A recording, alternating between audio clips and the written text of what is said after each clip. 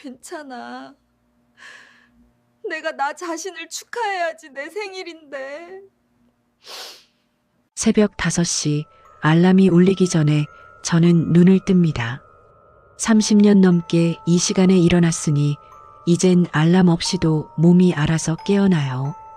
조용히 이불을 걷어내고 침대에서 일어납니다. 옆에서 자고 있는 남편은 코를 골며 깊은 잠에 빠져 있어요. 저는 발소리를 최대한 죽이며 방문을 열고 나옵니다. 복도는 어둡고 고요합니다. 딸아이 방에서는 불빛 하나 새어나오지 않고 아들 방 역시 조용해요. 애들은 적어도 7시는 되어야 일어나니까요. 저는 거실 불을 켜고 부엌으로 향합니다. 싱크대 앞에 서자 익숙한 루틴이 시작됩니다. 먼저 밥솥 타이머를 확인해요.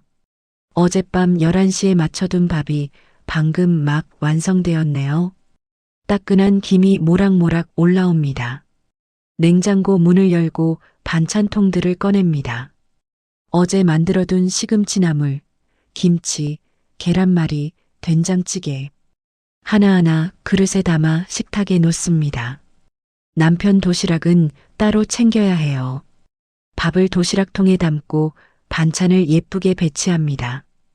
애들 도시락도 마찬가지예요. 딸은 다이어트 중이라며 밥을 적게 달라고 했지만 저는 늘 조금 더 넣어줍니다. 학교에서 배고프면 안 되니까요. 아들은 고3이라 야식까지 챙겨야 해요. 삼각김밥 2개를 더 싸서 비닐봉지에 넣어둡니다. 시계를 보니 5시 40분. 이제 세탁기를 돌려야 할 시간이에요. 어젯밤에 모아둔 빨래감들을 세탁기에 넣고 세제를 부어줍니다. 돌아가는 세탁기 소리가 집안에 울려 퍼지지만 가족들은 여전히 깊은 잠에 빠져 있어요. 다시 부엌으로 돌아와 남편 와이셔츠를 다림질합니다. 어제 밤에 널어둔 게 잘 말랐네요. 다리미질하며 와이셔츠에 구김살을 펴는 동안 저는 오늘 할 일들을 머릿속으로 정리합니다.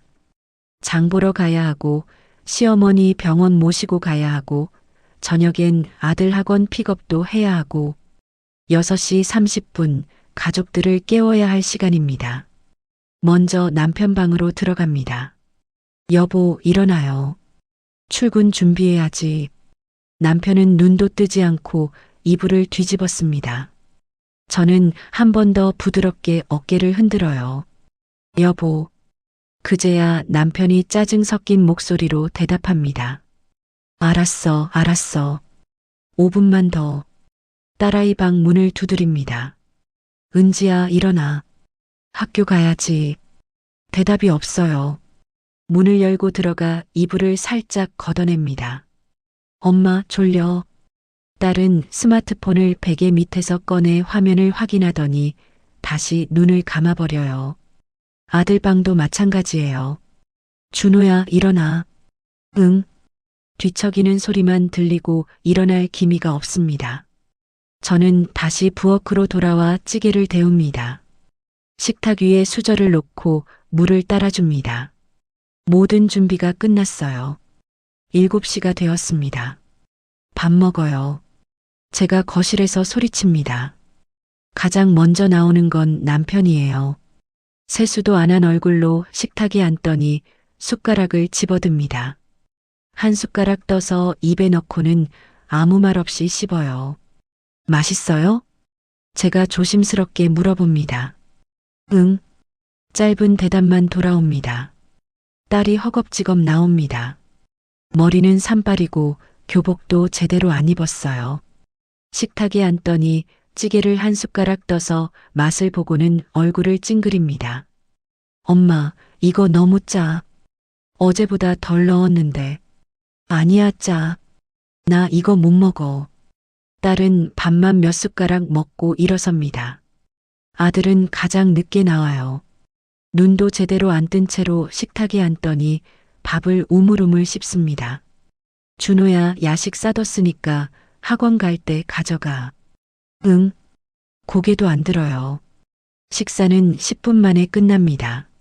남편이 먼저 일어나 방으로 들어가 출근 준비를 하고 딸은 화장실로 뛰어가고 아들은 다시 방으로 들어가 가방을 챙깁니다. 저는 혼자 식탁에 남아 설거지를 시작합니다. 싱크대에 그릇들을 쌓아두고 물을 틀어요. 따뜻한 물이 손등을 적십니다. 설거지하면서 창밖을 바라봅니다. 아침 해가 떠오르고 있어요. 남편이 현관으로 나옵니다. 다녀올게. 저는 손을 닦고 현관으로 뛰어가요. 도시락 챙겼어요? 응. 남편은 신발을 신으며 대답합니다. 조심히 다녀와요. 그래. 문이 닫힙니다. 딸도 곧 나옵니다. 엄마, 나 늦었어. 도시락 괜찮아. 학교에서 먹을게. 딸은 가방만 들고 뛰어나갑니다. 도시락은 식탁 위에 그대로 남아 있어요. 아들만 남았습니다. 저는 다시 설거지를 하러 부엌으로 갑니다. 한참 뒤에 아들이 나와요. 엄마, 야식 어디 있어? 냉장고에 넣어뒀어. 엄마, 야식 어디 있어? 냉장고에 넣어뒀어. 그리고 도시락도 귀찮아. 학교에서 사 먹을게. 근데 엄마가 새벽에 만들었는데. 엄마는 맨날 억지로 싸주잖아. 나 안 먹는다니까. 문이 또 닫힙니다. 집안이 다시 조용해집니다. 저는 싱크대 앞에 서서 설거지를 마저 합니다. 그릇들을 씻으며 물끄러미 생각에 잠겨요. 아침마다 이렇게 시작됩니다. 저는 새벽에 일어나 준비하고 가족들은 먹고 나가고 아무도 고맙다는 말을 하지 않아요. 설거지를 마치고 테이블을 닦습니다. 딸이 남긴 도시락을 보며 한숨을 쉬어요. 어제도 가져가지 않았는데 오늘도 그대로네요. 냉장고에 넣어둡니다. 세탁기가 멈춘 소리가 들립니다. 빨래를 꺼내 베란다로 나가 널어야 해요. 하나하나 널면서 오늘은 날씨가 좋아서 잘 마르겠다 생각합니다. 오전 10시 시어머니 병원에 모시고 가야 합니다. 서둘러 옷을 갈아입고 가방을 챙겨요. 핸드폰을 보니 문자가 하나 와 있습니다. 남편이에요. 점심 회식이야. 저녁 늦을 것 같아. 답장을 보냅니다. 알았어요. 조심히 다녀와요. 병원에서 시어머니를 만납니다. 며느리 늦었네. 죄송해요, 어머니. 요즘 애들은 시간 약속도 못 지켜. 저는 고개를 숙입니다. 사실 제가 늦은 게 아니에요. 약속 시간보다 10분 일찍 왔거든요. 하지만 아무 말도 하지 않습니다. 진료를 기다리며 병원 의자에 앉아 있습니다. 옆에서 시어머니는 계속 무언가를 말씀하세요. 요즘 며느리들은 참 편하게 산다니까. 우리 때는 시집 와서 얼마나 고생했는데. 네, 어머니. 너도 애들한테 잘해줘야 나중에 대접받아. 네. 진료가 끝나고 약을 타러 약국에 갑니다. 약을 받고 시어머니를 집까지 모셔다 드려요. 들어가실 때 조심하세요. 그래, 수고했어. 고맙다는 말은 없습니다. 집으로 돌아오니 오후 2시예요. 장을 보러 가야 해요. 마트에 가서 카트를 밀며 필요한 것들을 담습니다. 고기, 채소, 과일, 우유, 빵. 계산대에서 계산을 하는데 금액이 생각보다 많이 나왔어요. 지갑에서 카드를 꺼내며 살짝 걱정이 됩니다. 이번 달 생활비가 빠듯한데. 집에 돌아와 장 본 것들을 정리합니다. 냉장고에 차곡차곡 넣고 과일은 씻어서 보관해요.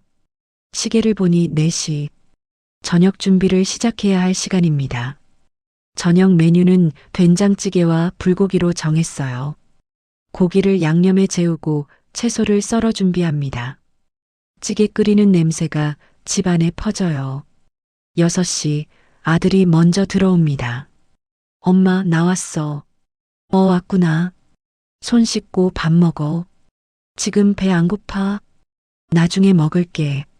아들은 방으로 들어가 문을 닫아버립니다. 7시 딸이 들어옵니다. 엄마, 나 친구들이랑 저녁 먹고 왔어. 저녁 먹었어요? 응, 회식에서. 집에서 먹으려고 준비했는데 미리 말했잖아. 어제 그런 말 안 했는데 했어. 엄마가 안 들은 거지. 딸도 방으로 들어갑니다. 8시가 넘어서야 남편이 들어옵니다. 다녀왔어. 저녁 먹었어요? 응, 회식에서.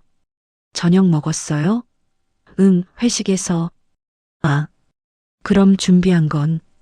미안, 아침에 문자 보냈잖아. 식탁 위에는 제가 정성껏 준비한 저녁이 그대로 놓여 있습니다. 불고기는 식어서 굳어버렸고 찌개도 김이 다 식었어요. 저는 혼자 식탁에 앉아 밥을 먹습니다. 혼자 먹는 밥은 왠지 모르게 목이 메이네요. 설거지를 하면서 눈물이 날 것 같았어요. 하지만 참았습니다. 울면 안 돼요. 이게 당연한 일상이잖아요. 제가 엄마니까 아내니까 해야 하는 일이잖아요. 밤 11시 모두가 잠든 시간에 저는 거실 소파에 앉아 있습니다. 오늘도 하루가 이렇게 지나갔네요. 내일도 새벽 5시에 일어나야 해요. 또 똑같은 하루가 반복되겠죠. 핸드폰을 보니 달력 알림이 떠 있습니다.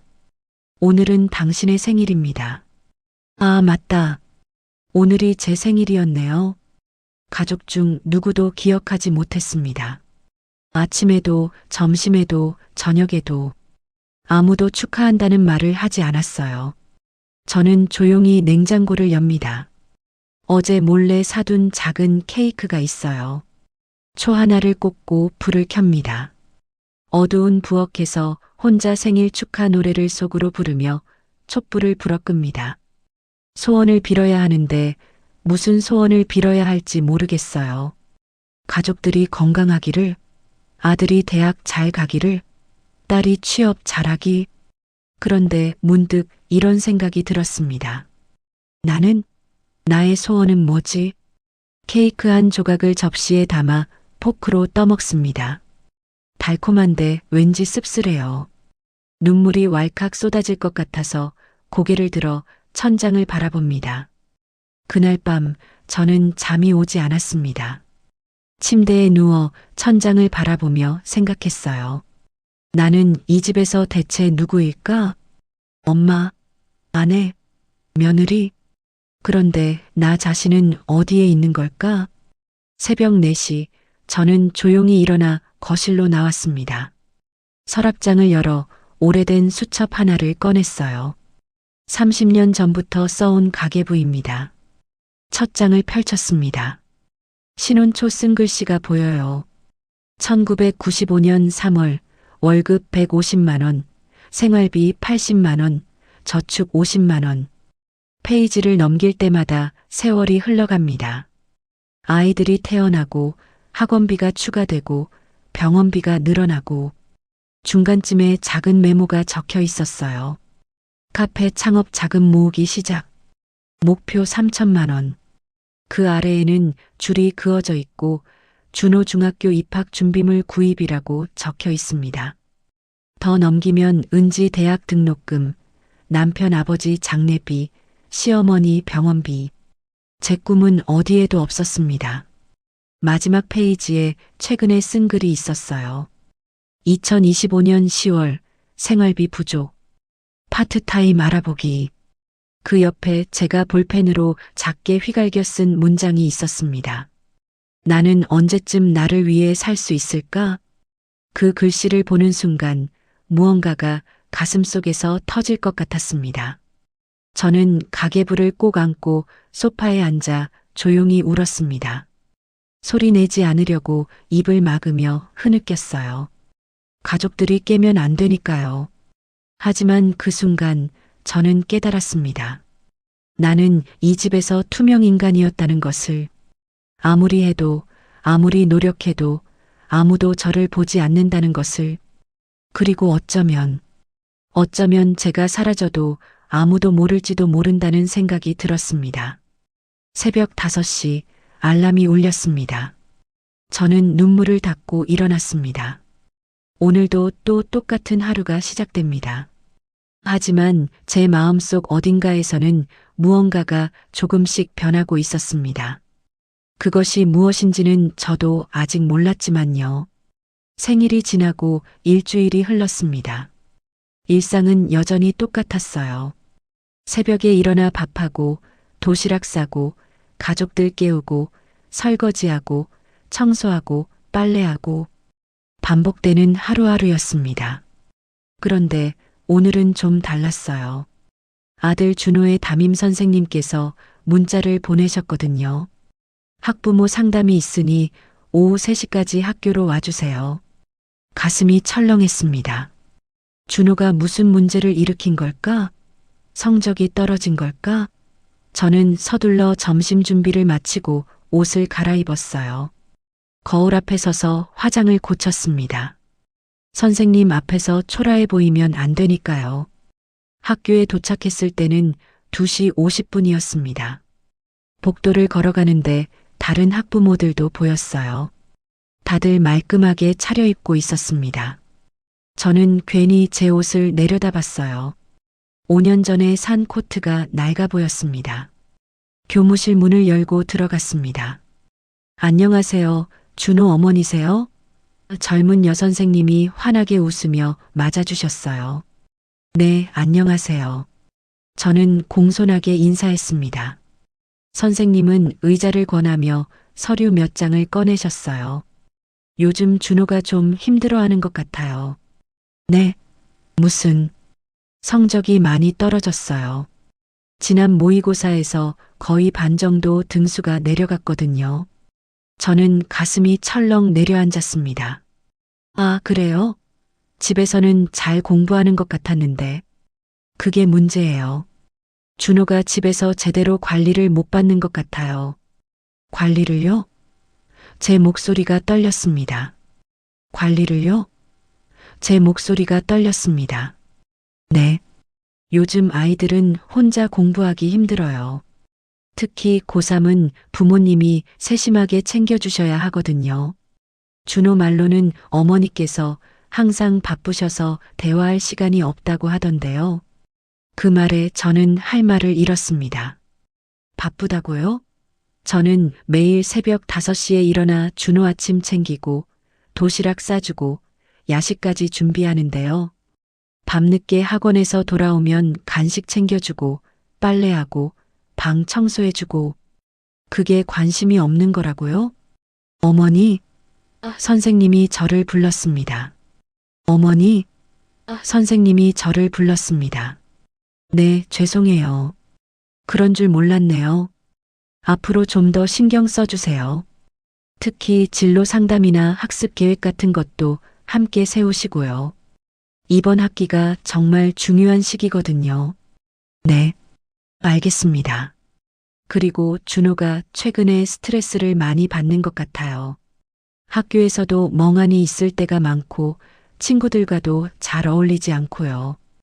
혹시 집안에 무슨 일이라도 있으세요? 제 손이 떨렸습니다. 아니요, 별일 없습니다. 그래요? 그럼 다행이네요. 어쨌든 어머니께서 좀 더 관심을 가져주시면 좋겠어요. 요즘 애들은 겉으로는 괜찮은 척해도 속으로는 많이 힘들어 하거든요. 상담은 그렇게 끝났습니다. 저는 교무실을 나와 복도를 걸었어요. 다리에 힘이 없었습니다. 계단을 내려가며 눈물이 날 것 같았지만 참았어요. 학교에서 우는 모습을 보이면 안 되니까요. 주차장에 도착해 차에 올라탔습니다. 시동도 걸지 않고 그냥 핸들을 꽉 잡고 앉아 있었어요. 선생님 말이 머릿속에 계속 맴돌았습니다. 어머니께서 좀 더 관심을 가져주세요. 관심이 없다고요? 저는 준호를 위해 뭘 안 했을까요? 밤낮 없이 뒷바라지하고 학원비 벌려고 파트타임까지 하고 영양제 챙기고 건강 신경 쓰고 그런데도 관심이 없다니. 핸드폰이 울렸습니다. 남편이었어요. 여보, 오늘 회식이야. 늦을 것 같아. 알았어요. 저녁은 애들이랑 먹어. 네. 전화를 끊고 시동을 걸었습니다. 집으로 가는 길이 유난히 멀게 느껴졌어요. 집에 도착하니 5시였습니다. 저녁 준비를 해야 했어요. 냉장고를 열어 재료를 꺼냈지만 손이 제대로 움직이지 않았습니다. 도마 위에 양파를 놓고 칼을 들었는데 눈물이 나왔어요. 양파 때문인지 아니면 다른 이유인지 모르겠습니다. 7시가 되어 준호가 학원에서 돌아왔어요. 엄마, 나왔어. 손 씻고 밥 먹어. 저는 최대한 평온한 목소리로 말했습니다. 준호가 식탁에 앉았어요. 저는 그 앞에 앉아 조심스럽게 물었습니다. 준호야, 엄마가 오늘 선생님 만나고 왔어. 준호의 얼굴이 굳어졌어요. 뭐라고 하시던데? 성적이 많이 떨어졌다고 하시더라. 그리고 저는 숨을 깊이 들이마셨습니다. 엄마가 너한테 관심이 없다고 했다면서?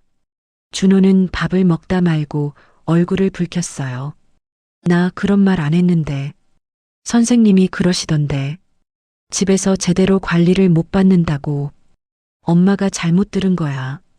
준호의 목소리가 날카로워졌습니다. 준호야, 엄마가 뭘 잘못했어? 말해봐. 엄마가 고칠게. 아무것도 아니야. 준호가 갑자기 소리쳤어요. 엄마는 맨날 그렇잖아. 잘했다고, 노력했다고.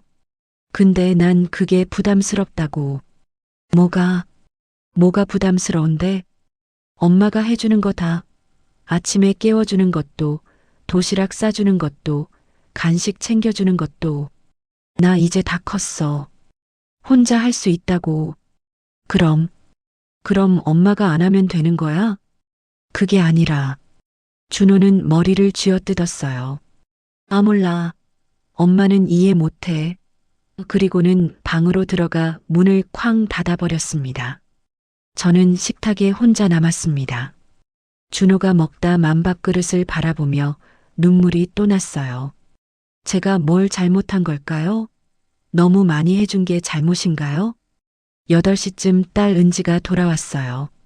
엄마, 나왔어. 밥 먹었어? 응, 친구들이랑 먹었어. 밥 먹었어? 응, 친구들이랑 먹었어. 은지가 냉장고를 열어 물을 마시는데 저는 용기를 내서 물어봤습니다. 은지야, 엄마 말 좀 들어줄래? 왜? 무슨 일 있어? 은지는 핸드폰을 보며 대답했어요. 왜? 무슨 일 있어? 은지는 핸드폰을 보며 대답했어요. 엄마가 너희들한테 잘못하는 게 있어? 갑자기 왜? 은지가 고개를 들어 저를 봤습니다. 갑자기 왜? 은지가 고개를 들어 저를 봤습니다. 그냥 엄마가 부족한 것 같아서. 엄마는 과하지. 은지가 웃으며 말했어요. 맨날 이것저것 챙기고 걱정하고 나도 다 컸는데 애 취급하고 그게 싫었어? 싫은 건 아닌데 좀 답답하지. 친구들은 다 자기 일 알아서 하는데 나만 엄마가 다 해주니까 창피하기도 하고. 그래, 엄마가 몰랐네. 엄마, 나 이제 성인이야. 알아서 할 수 있어. 너무 걱정하지 마. 은지는 그렇게 말하고 방으로 들어가 버렸어요. 저는 거실에 혼자 남았습니다. TV는 켜져 있었지만 무슨 프로그램인지 전혀 들어오지 않았어요. 제가 한 일들이 아이들에게는 부담이었다니, 과한 거였다니. 그럼 저는 뭘 해야 하는 걸까요? 밤 11시가 넘어서 남편이 들어왔습니다. 술 냄새가 났어요. 다녀왔어. 씻고 자요. 남편이 거실 소파에 털썩 앉았어요. 여보, 제가 조심스럽게 불렀습니다. 응? 오늘 준호 담임 선생님 만나고 왔어. 응? 오늘 준호 담임 선생님 만나고 왔어. 그래, 뭐래? 남편은 눈도 제대로 뜨지 않고 물었어요. 그래, 뭐래? 남편은 눈도 제대로 뜨지 않고 물었어요. 성적이 많이 떨어졌대. 그리고 선생님이 그러시는데. 내가 준호한테 관심이 없다고 하시더라고. 뭐? 남편이 눈을 떴어요. 뭐? 남편이 눈을 떴어요. 그게 무슨 소리야? 나도 모르겠어. 선생님이 집에서 제대로 관리를 못 받는다고.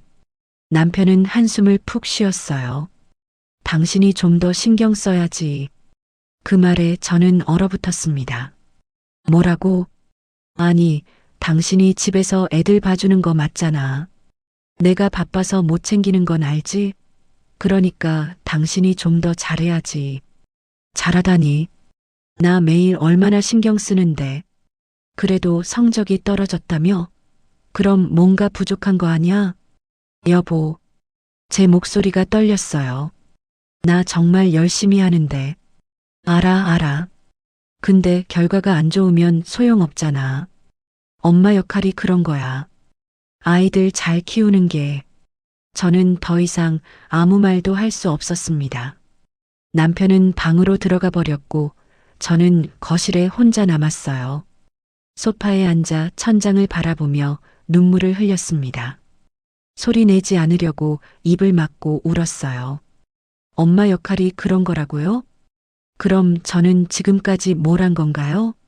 새벽 5시에 일어나서 밥하고 도시락 싸고 청소하고 빨래하고 장 보고 병원 모시고 아이들 픽업하고 그게 다 당연한 거였나요? 그리고 결과가 안 좋으면 제 탓인가요? 핸드폰을 집어들었습니다. SNS를 열어보니 친구들이 올린 사진들이 보였어요.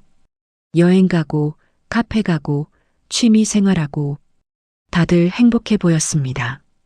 저는 언제 마지막으로 친구를 만났을까요? 언제 마지막으로 여행을 갔을까요? 언제 마지막으로 제가 하고 싶은 걸 했을까요? 기억이 나지 않았습니다. 새벽 2시 잠이 오지 않아 거실을 서성였어요. 서랍장을 열어 그 가계부를 또 꺼냈습니다. 30년 동안 써온 가계부. 페이지를 넘기며 제 인생을 돌아봤어요. 25살 결혼. 신혼여행 자금 300만 원. 하지만 옆에 줄 그어져 있고 시어머니 수술비 지원 200만 원이라고 적혀 있었습니다. 28살 첫째 출산. 산후조리원 비용 절약. 집에서 조리. 30살 디자인 학원 등록하고 싶다. 6개월 과정 150만 원. 그 아래에 줄 그어지고 은지 유치원 입학 준비물 구입이라고 적혀 있었어요. 35살 카페 창업 꿈. 자금 모으기 시작. 그 다음 페이지에는 준호 태어남. 육아 휴직. 창업 자금 전액 생활비로 사용. 40살 다시 일 시작하고 싶다. 내 꿈도 찾고 싶다. 옆에 적힌 메모 준호 초등학교 입학. 학원비 늘어남. 일 미뤄야 함. 45살 나도 무언가 배우고 싶다. 요가, 미술, 음악. 그 아래 시어머니 거동 불편. 병원 모시기 시작. 50살 올해. 나는 언제쯤 나를 위해 살 수 있을까? 가계부를 덮고 소파에 앉았습니다. 가슴이 터질 것 같았어요. 30년 동안 저는 제 꿈을 한 번도 이루지 못했습니다. 항상 미뤘어요. 아이들 때문에, 남편 때문에, 시어머니 때문에, 돈 때문에. 그리고 이제 와서 아이들은 제가 과하다고 하고, 남편은 부족하다고 하고, 선생님은 관심이 없다고 해요. 그럼 저는 대체 뭘 어떻게 하란 말인가요? 눈물이 멈추지 않았습니다. 손으로 얼굴을 가리고 흐느꼈어요. 30년 동안 참아왔던 모든 것들이 한꺼번에 쏟아져 나오는 것 같았습니다. 그때 작은 소리가 들렸어요. 방문이 열리는 소리. 깜짝 놀라 고개를 들었습니다. 은지가 서 있었어요. 엄마. 아, 은지야. 깼어? 저는 서둘러 눈물을 닦았습니다. 엄마 울고 있었어? 은지가 다가왔어요. 아니야. 그냥 눈이 좀 건조해서. 엄마. 은지가 제 옆에 앉았습니다. 엄마 힘들어? 그 말에 또 눈물이 났어요. 아니야, 괜찮아. 엄마, 나 다 알아. 엄마가 얼마나 힘든지. 은지가 제 손을 잡았어요. 괜찮아, 은지야. 엄마는 괜찮아. 이게 엄마 역할이니까. 그래도 너무 힘들면 말해. 나도 이제 다 컸잖아. 엄마 도와줄 수 있어. 고마워, 은지야. 저는 딸을 안아줬습니다. 방에 들어가서 자. 내일 학교 가야지. 엄마도 자. 은지는 방으로 돌아갔어요. 혼자 남은 저는 또 가계부를 펼쳤습니다. 마지막 페이지에 펜을 들었어요. 그리고 작게 적었습니다. 나는 정말 행복한가? 그 질문에 답을 할 수가 없었습니다. 새벽 5시 알람이 울렸습니다. 저는 일어나 부엌으로 갔어요. 또 똑같은 하루가 시작됩니다. 하지만 오늘은 뭔가 달랐어요. 손이 떨렸고 가슴이 답답했고 숨쉬기가 힘들었습니다. 이대로는 안 될 것 같았어요. 무언가가 변해야 했습니다. 아니면 제가 무너질 것 같았어요. 그날 이후로 일주일이 더 지났습니다. 겉으로는 여전히 똑같은 일상이었어요. 새벽에 일어나고 밥하고 가족 챙기고 하지만 제 안에서는 무언가가 계속 무너지고 있었습니다. 어느 날 아침이었어요. 평소처럼 5시에 일어나 부엌에 섰는데 갑자기 다리에 힘이 풀렸습니다. 싱크대를 붙잡고 간신히 서 있었어요. 심장이 이상하게 빠르게 뛰었고 숨을 쉬기가 힘들었습니다. 괜찮아. 스스로에게 말했어요. 조금만 쉬면 돼. 하지만 괜찮지 않았습니다. 그날 저녁 가족들이 모두 집에 있었어요. 거실에서 각자 하고 싶은 걸 하고 있었죠. 남편은 TV를 보고, 은지는 핸드폰을 보고, 준호는 이어폰을 끼고 음악을 듣고 있었습니다.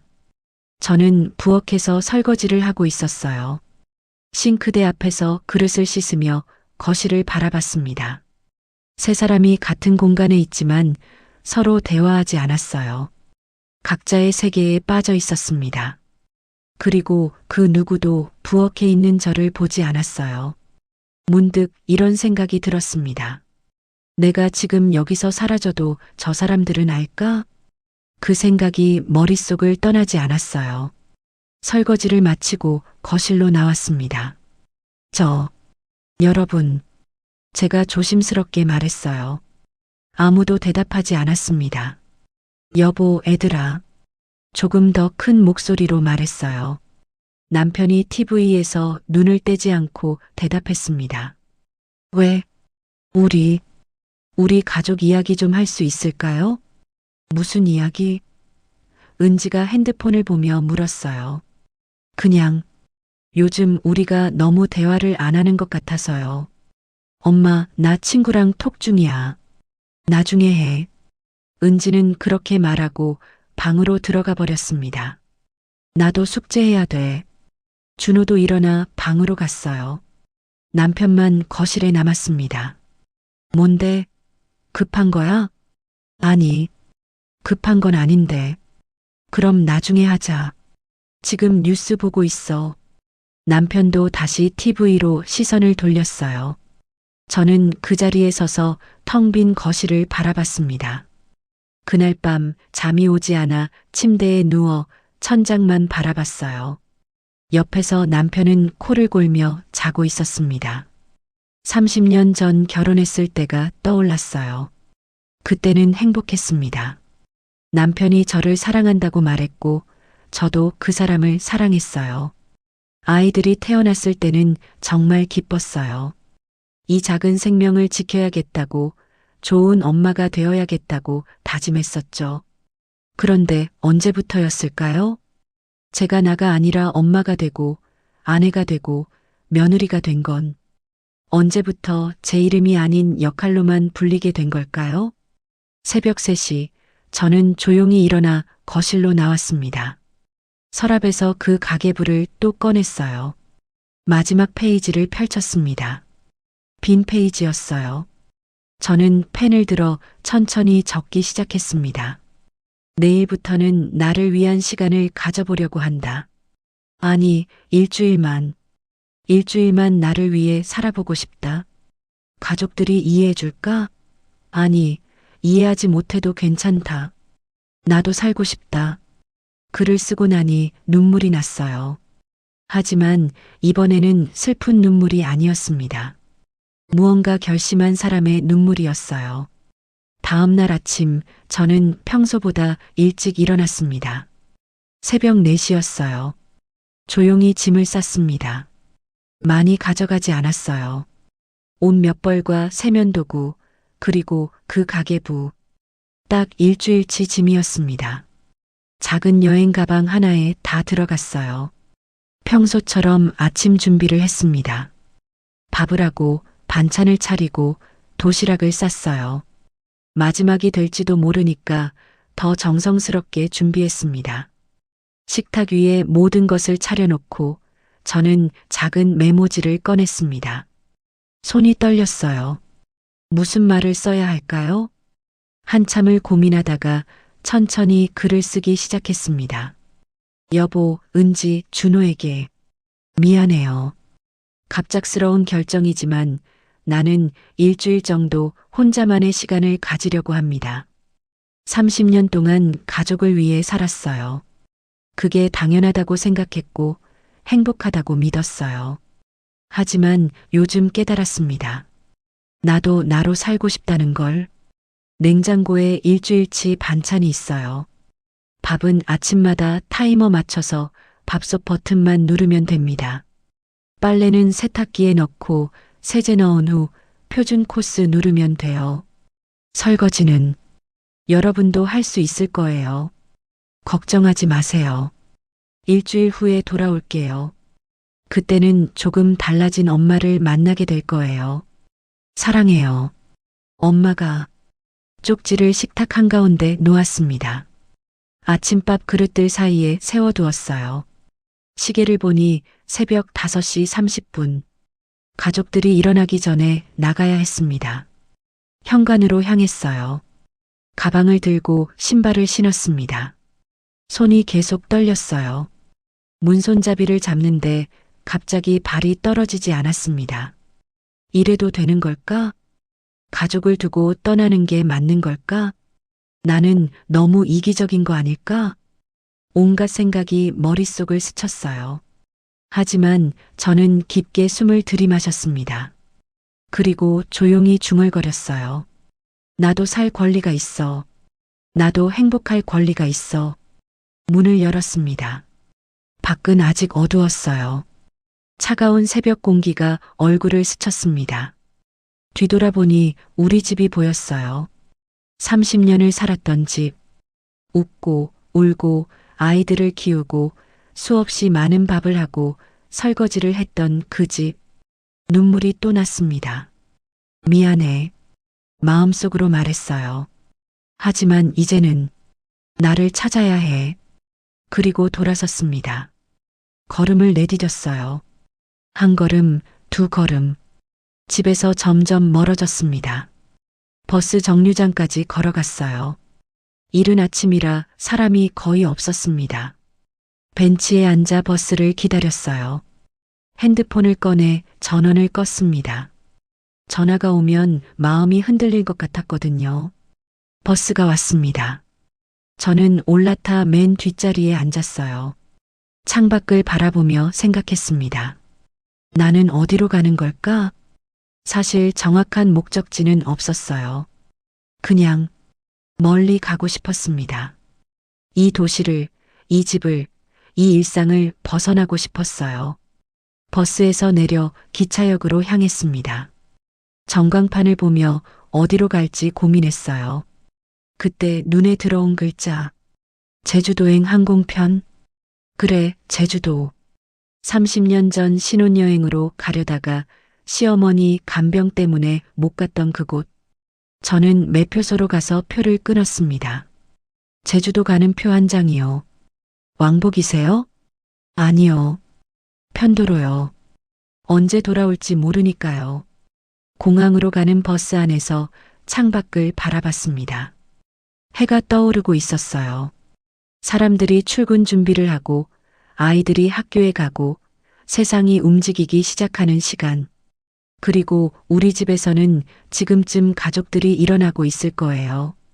식탁에 놓인 아침밥을 보고 제 쪽지를 발견하고 어떤 반응을 보일까요? 놀랄까요? 걱정할까요? 아니면 별로 신경 쓰지 않을까요? 모르겠습니다. 하지만 지금은 그게 중요하지 않았어요. 공항에 도착했습니다. 체크인을 하고 보안 검색대를 통과했어요. 탑승구로 가는 길에 거울이 있었습니다. 저는 멈춰서서 제 모습을 봤어요. 언제부터 이렇게 지쳐 보이게 되었을까요? 눈가에 주름이 깊고 얼굴에 생기가 없었습니다. 그저 피곤해 보이는 50대 중년 여성. 하지만 오늘은 뭔가 달랐어요. 눈빛이 달랐습니다. 불안하고 떨리지만 동시에 기대감도 있었어요. 나도 모르는 나를 만나게 될지도 모르겠다. 탑승 시간이 되었습니다. 비행기에 올라 창가 자리에 앉았어요. 이륙 준비를 하는 동안 밖을 바라봤습니다. 비행기가 움직이기 시작했어요. 활주로를 달리고 점점 속도가 빨라지고 그리고 날아올랐습니다. 땅에서 떨어지는 순간 묘한 감정이 들었어요.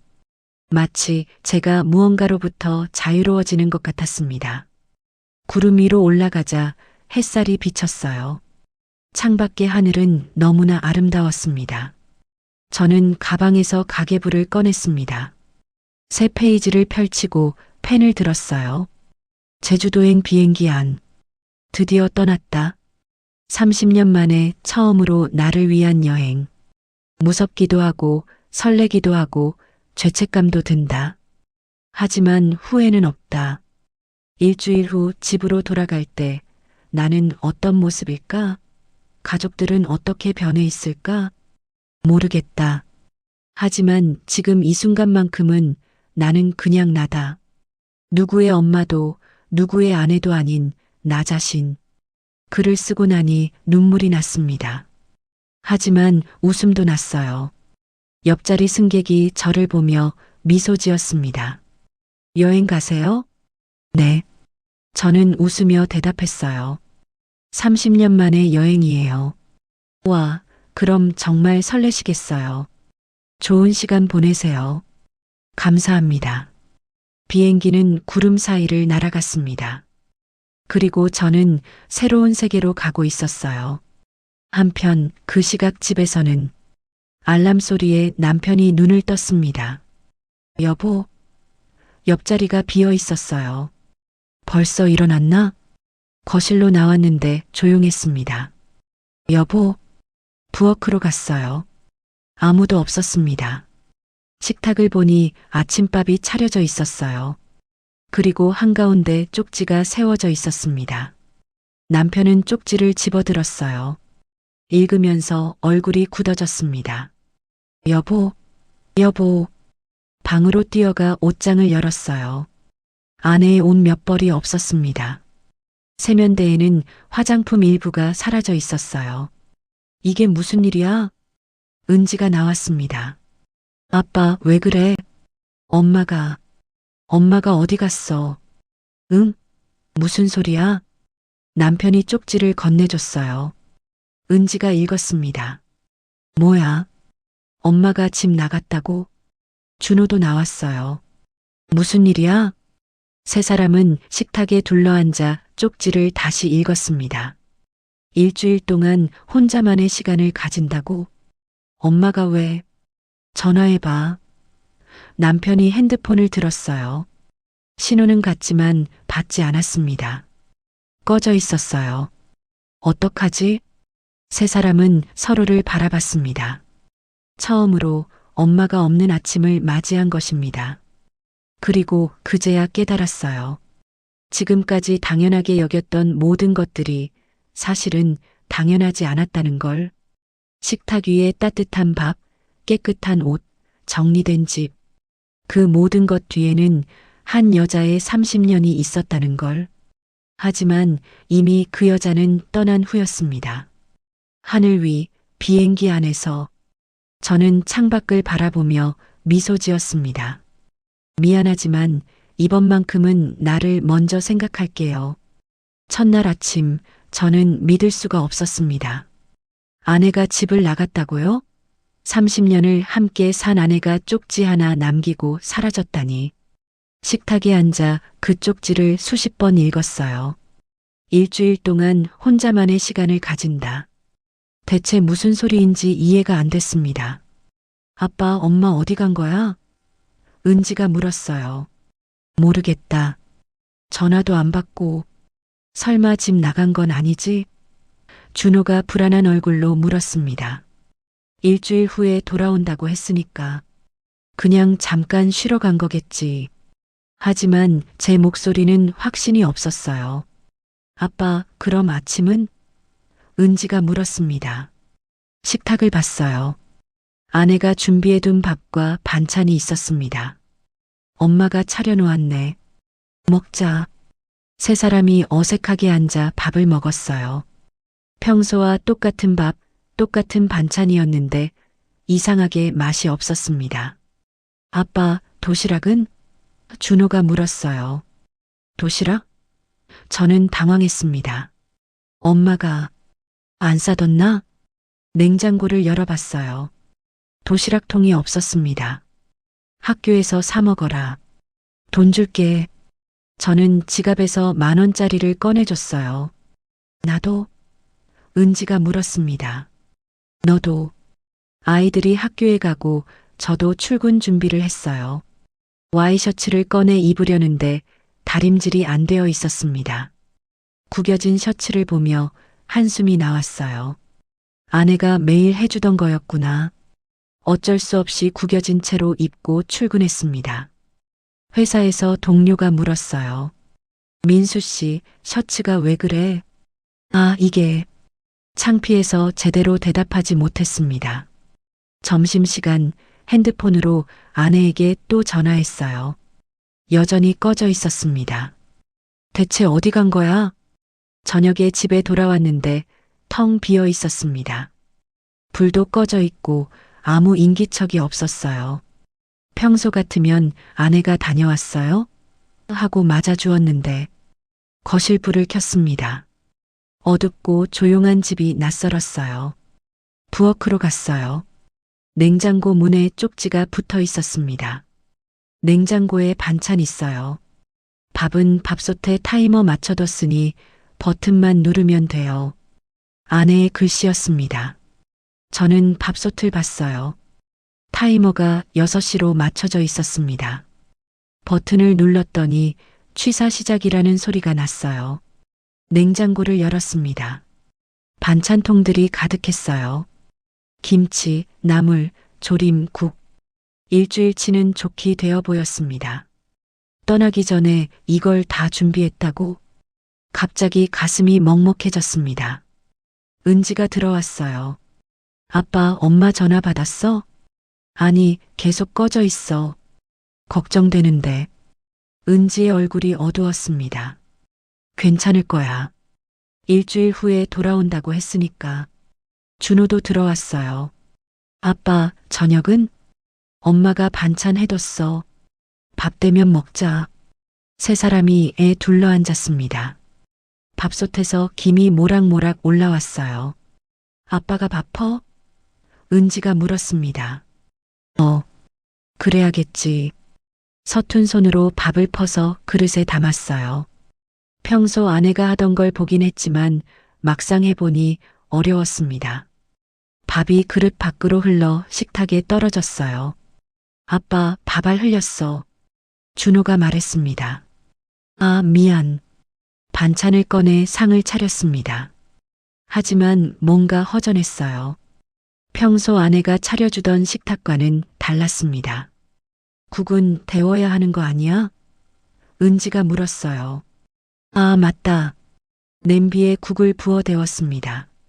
가스레인지 불 조절이 어려웠어요. 너무 세게 해서 국이 넘칠 뻔했습니다. 아빠, 조심해. 은지가 소리쳤어요. 알았어, 알았어. 겨우 국을 데워 식탁에 놓았습니다. 자, 먹자. 세 사람이 숟가락을 들었어요. 하지만 아무도 말이 없었습니다.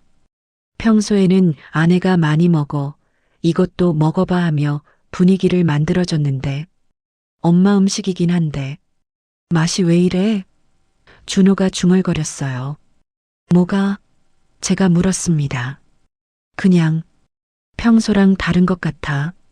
은지도 고개를 끄덕였어요. 응, 뭔가 허전해. 저도 느꼈습니다. 똑같은 음식인데 뭔가 달랐어요. 아내가 직접 차려주던 그 따뜻함이 없었습니다. 식사를 마치고 설거지를 해야 했어요. 누가 할래? 제가 물었습니다. 나 숙제해야 돼. 준호가 먼저 일어났어요. 나도 과제 있어. 은지도 일어났습니다. 야, 잠깐. 엄마 혼자 다 할 때는 뭐라고 안 했잖아. 그건 그냥 엄마니까. 준호가 멈칫했어요. 엄마니까 뭐? 준호는 대답하지 못하고 방으로 들어가 버렸습니다. 저는 혼자 설거지를 시작했어요. 싱크대 앞에 서니 접시들이 산더미처럼 쌓여 있었습니다. 이걸 매일 아내가 혼자 했다고? 설거지를 하는데 생각보다 오래 걸렸어요. 손도 시큰거리고 허리도 아팠습니다. 거의 30분이 걸려서야 끝났어요. 설거지를 마치고 거실에 앉았습니다. TV를 켰지만 내용이 들어오지 않았어요. 아내는 지금 어디서 뭘 하고 있을까?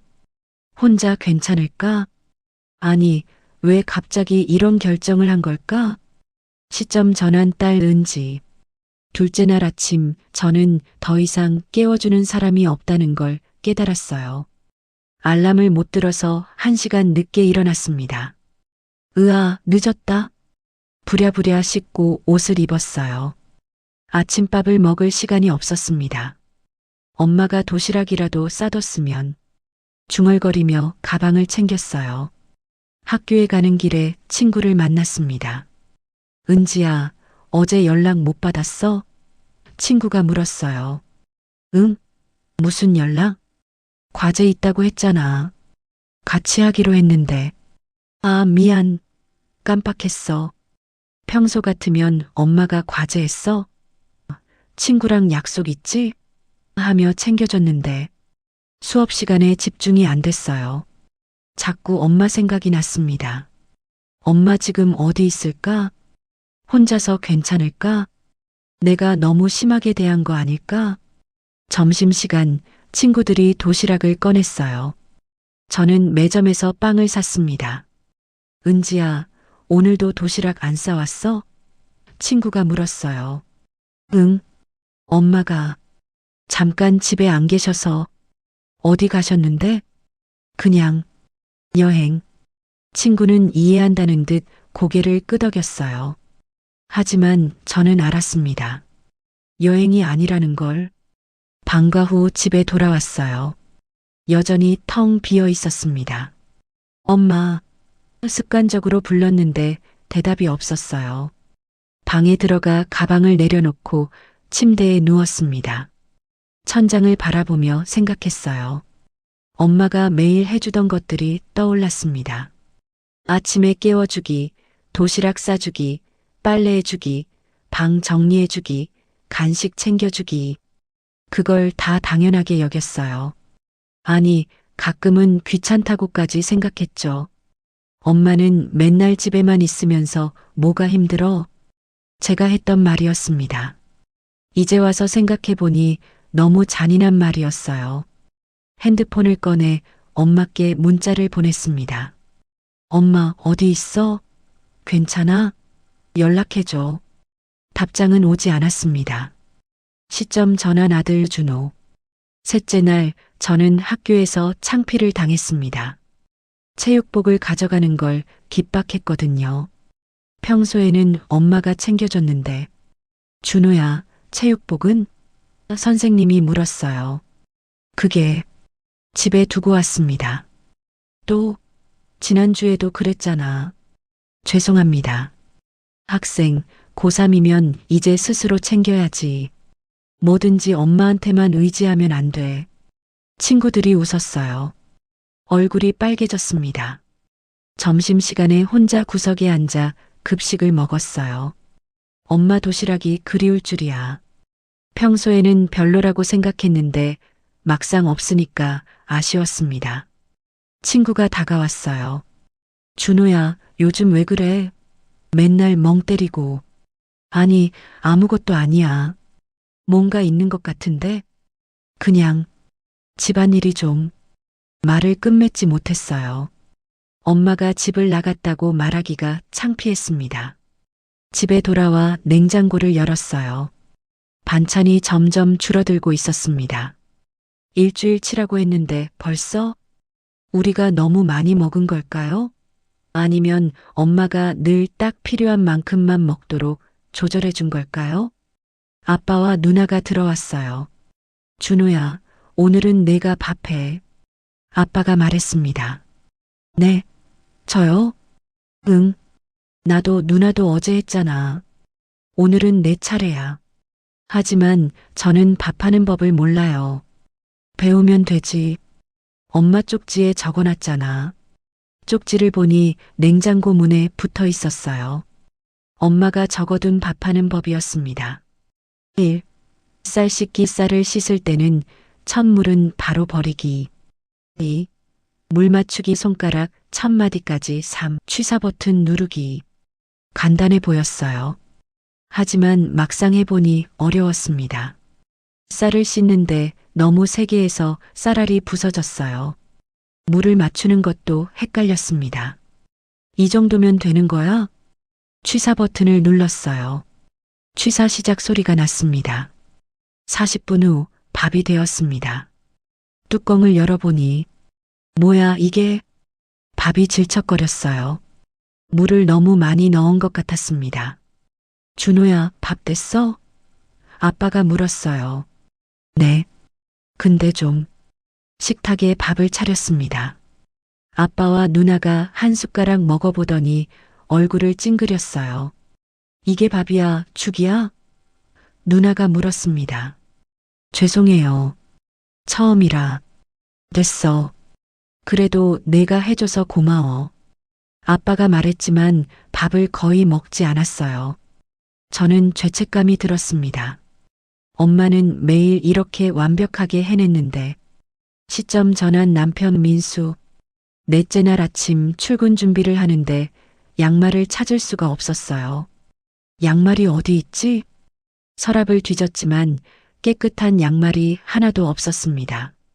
빨래통을 보니 빨래가 가득했어요. 아, 빨래를 안 했구나. 세탁기 앞에 섰습니다. 버튼이 너무 많았어요. 표준 코스, 삶음, 헹굼, 아내의 쪽지를 찾았어요. 빨래 색깔별로 분류하고 세제 넣고 표준 코스, 색깔별로 분류. 귀찮았지만 어쩔 수 없이 했습니다. 세탁기를 돌리고 출근했어요. 회사에서 하루 종일 일이 손에 잡히지 않았습니다. 집에 돌아와 세탁기를 열었어요. 뭐야? 흰 와이셔츠가 분홍색으로 물들어 있었습니다. 빨간 옷을 함께 넣었나 봐요. 이제 이걸 어떡하지? 은지가 나왔어요. 아빠, 저 입을 옷이 없는데? 빨래 아직 안 했어. 그럼 내일 학교에 뭐 입고 가? 모르겠다. 아빠도 처음이야. 제 목소리가 커졌어요. 은지가 놀라 뒤로 물러섰습니다. 미안해, 은지야. 아빠가 화낼 게 아닌데. 괜찮아요. 저도 제가 직접 빨래할게요. 은지가 세탁기를 돌리는 걸 도와줬어요. 딸이 이렇게 집안일을 하는 모습을 처음 봤습니다. 저녁을 먹는데 냉장고에 반찬이 거의 다 떨어졌어요. 내일부터는 뭘 먹지? 준호가 물었습니다. 장을 봐야겠다. 제가 말했어요. 아빠가 장 볼 줄 알아? 은지가 의아한 얼굴로 물었어요. 그럼 당연하지. 그 정도는 할 수 있어. 하지만 속으로는 자신이 없었습니다. 아내와 함께 마트에 간 적은 있지만 혼자 장을 본 적은 없었거든요. 다섯째 날 마트에 갔습니다. 카트를 밀며 매대를 돌아다녔어요. 뭘 사야 할지 몰랐습니다. 고기는 어떤 걸 사야 하지? 채소는 뭐가 필요하더라? 결국 눈에 보이는 대로 막 담았어요. 계산대에서 금액을 보고 깜짝 놀랐습니다. 20만 원? 평소 아내는 주말마다 장을 봐왔는데 이렇게 많이 쓴 적이 없었어요. 아내는 어떻게 이걸 조절했을까? 집에 돌아와 냉장고에 정리하는데 어디에 뭘 넣어야 할지 몰랐습니다. 그냥 대충 여기 은지가 말했어요. 아빠, 그렇게 넣으면 금방 상해. 그래. 그럼 어떡해? 고기는 냉동실, 야채는 야채칸, 이렇게요. 딸이 하나하나 알려줬어요. 언제 이런 걸 배웠을까요? 은지야, 내가 언제부터 이런 걸 알았어? 엄마가 가끔 시키면서 알려주셨어요. 근데 귀찮아서 제대로 안 했는데. 이제 보니 다 이유가 있었네요. 그날 밤 세 사람이 거실에 모여 앉았습니다. 솔직히 말해서 제가 입을 열었어요. 엄마 없이는 안 되겠다. 저도요. 은지가 고개를 끄덕였어요. 저도. 준호도 작은 목소리로 말했습니다. 우리가 너무 엄마한테 무심했던 거 아닐까? 제가 말했어요. 그런 것 같아요. 은지의 목소리가 떨렸습니다. 엄마가 매일 해주던 것들이 이렇게 힘든 일인 줄 몰랐어요. 나도. 준호가 말했어요. 밥 한 번 하는데도 이렇게 어려운데 엄마는 매일 세 끼를 다 차려줬잖아. 저도 고개를 끄덕였습니다. 엄마한테 너무 미안하다. 엄마 언제 돌아와? 은지가 물었어요. 쪽지에 일주일 후라고 했으니까. 이틀 후? 그때까지 버틸 수 있을까? 준호가 불안한 얼굴로 물었습니다. 버텨야지. 그리고 저는 두 아이를 바라봤어요. 엄마가 돌아오시면 우리 달라져야 해. 어떻게요? 은지가 물었습니다. 엄마한테만 모든 걸 맡기지 말고 우리도 함께 해야 해. 설거지도, 빨래도, 청소도. 네. 두 아이가 동시에 대답했어요. 그날 밤 저는 아내의 가계부를 발견했습니다. 아내가 서랍에 두고 간 것 같았어요. 펼쳐보니 30년 동안의 기록이 빼곡했습니다. 결혼 초기부터 지금까지 모든 수입과 지출이 적혀 있었어요.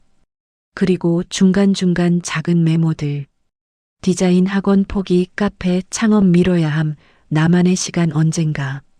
마지막 페이지에 적힌 문장을 보고 가슴이 먹먹해졌습니다. 나는 언제쯤 나를 위해 살 수 있을까? 저는 가계부를 덮고 한참을 앉아 있었어요. 30년 동안 아내가 무엇을 포기하고 살았는지, 무엇을 참아왔는지 이제야 알 것 같았습니다. 미안해, 여보. 정말 미안해. 빈 거실에 혼자 앉아 중얼거렸습니다. 여섯째 날 아침, 세 사람은 함께 청소를 시작했어요. 준호는 자기 방, 은지는 거실, 나는 부엌. 각자 맡은 곳을 청소했습니다. 생각보다 더러웠어요. 먼지가 쌓이고 머리카락이 굴러다니고 엄마는 이걸 매일 했다고? 청소를 하며 준호가 말했어요. 엄마가 돌아오시면 제일 먼저 뭐라고 말할 거예요? 미안하다고 은지가 대답했어요. 그리고 고맙다고. 나도. 저도 말했습니다. 그리고 사랑한다고. 세 사람은 서로를 바라보며 미소 지었어요. 엄마가 없는 일주일은 정말 길고 힘들었습니다. 하지만 동시에 우리가 얼마나 엄마에게 의지하며 살았는지 깨닫는 시간이기도 했어요. 내일이면 엄마가 돌아옵니다. 우리는 준비되어 있습니다. 달라진 모습으로 엄마를 맞이할 준비가요. 제주공항에 도착했을 때 오후 1시였습니다. 공항 밖으로 나가자 따뜻한 바람이 얼굴을 스쳤어요. 서울과는 다른 공기였습니다. 부드럽고 포근했어요. 30년 만이구나. 혼잣말을 했습니다. 30년 전 신혼여행으로 오려고 했던 이곳. 당시 시어머니가 갑자기 아프셔서 결국 오지 못했었죠. 그때 왔어야 했는데. 하지만 후회는 하지 않기로 했어요. 지금이라도 왔으니까요. 버스를 타고 숙소로 향했습니다. 창밖으로 펼쳐진 제주 풍경이 아름다웠어요. 푸른 바다, 검은 돌담, 유채꽃. 이렇게 예쁜 곳이었구나. 숙소는 작은 게스트하우스였어요. 비싼 호텔 대신 조용한 곳을 선택했습니다. 어서 오세요. 주인 아주머니가 환하게 웃으며 맞아주셨어요. 안녕하세요. 혼자 오셨어요? 네. 여행이세요? 네. 그런 셈이에요. 방으로 안내받았습니다. 작지만 깨끗한 방이었어요. 창문을 열자 바다가 보였습니다. 가방을 내려놓고 창가에 섰어요. 파도 소리가 들렸습니다. 얼마나 오래 서 있었을까요? 눈물이 흘러내렸어요. 슬픈 눈물이 아니었습니다. 해방감 같은 거였어요. 처음으로 아무 눈치도 보지 않고 아무 역할도 하지 않아도 되는 시간. 핸드폰을 꺼냈습니다. 전원을 껐던 핸드폰을요. 켜는 순간 문자와 부재중 전화가 쏟아졌어요. 여보, 어디야? 엄마 연락해줘. 엄마, 괜찮아? 모두 걱정하는 내용이었어요. 가슴 한편이 아팠지만 답장은 보내지 않았습니다. 미안해. 지금은 나만 생각할게. 핸드폰을 다시 껐습니다. 첫날 저녁 혼자 식사를 했어요. 게스트하우스 근처 작은 식당에 들어갔습니다. 한 분이세요? 주인이 물었어요. 네. 여기 앉으세요. 테이블에 앉아 메뉴를 봤습니다. 뭘 먹어도 좋았어요. 누가 뭐라고 할 사람이 없으니까요. 고등어 구이 주세요. 음식이 나왔습니다. 따끈한 밥과 구운 고등어, 신선한 나물들. 첫 숟가락을 떠서 입에 넣는 순간 또 눈물이 났어요. 이렇게 맛있는 밥을 혼자 먹어도 되는 거구나. 평소에는 가족들 먼저 차려주고 식어가는 밥을 먹었었는데 천천히 씹으며 맛을 음미했습니다. 고등어가 이렇게 맛있었나요? 나물이 이렇게 향긋했나요? 혼자 여행이세요? 옆 테이블 손님이 말을 걸었어요. 비슷한 나이의 여성이었습니다.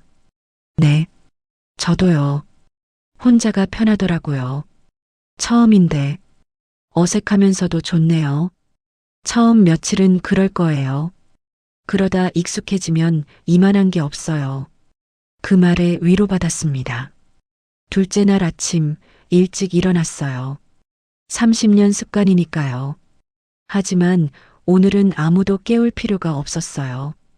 밥도 차릴 필요가 없었고요. 산책을 나갔습니다. 해변을 따라 걸었어요. 이른 아침이라 사람이 거의 없었습니다. 파도 소리만 들리는 조용한 해변. 발을 바닷물에 담그자 차가웠지만 상쾌했어요. 이게 나만의 시간이구나. 벤치에 앉아 일출을 봤습니다. 수평선 너머로 해가 떠오르는 모습. 너무 아름다웠어요. 그 순간 깨달았습니다.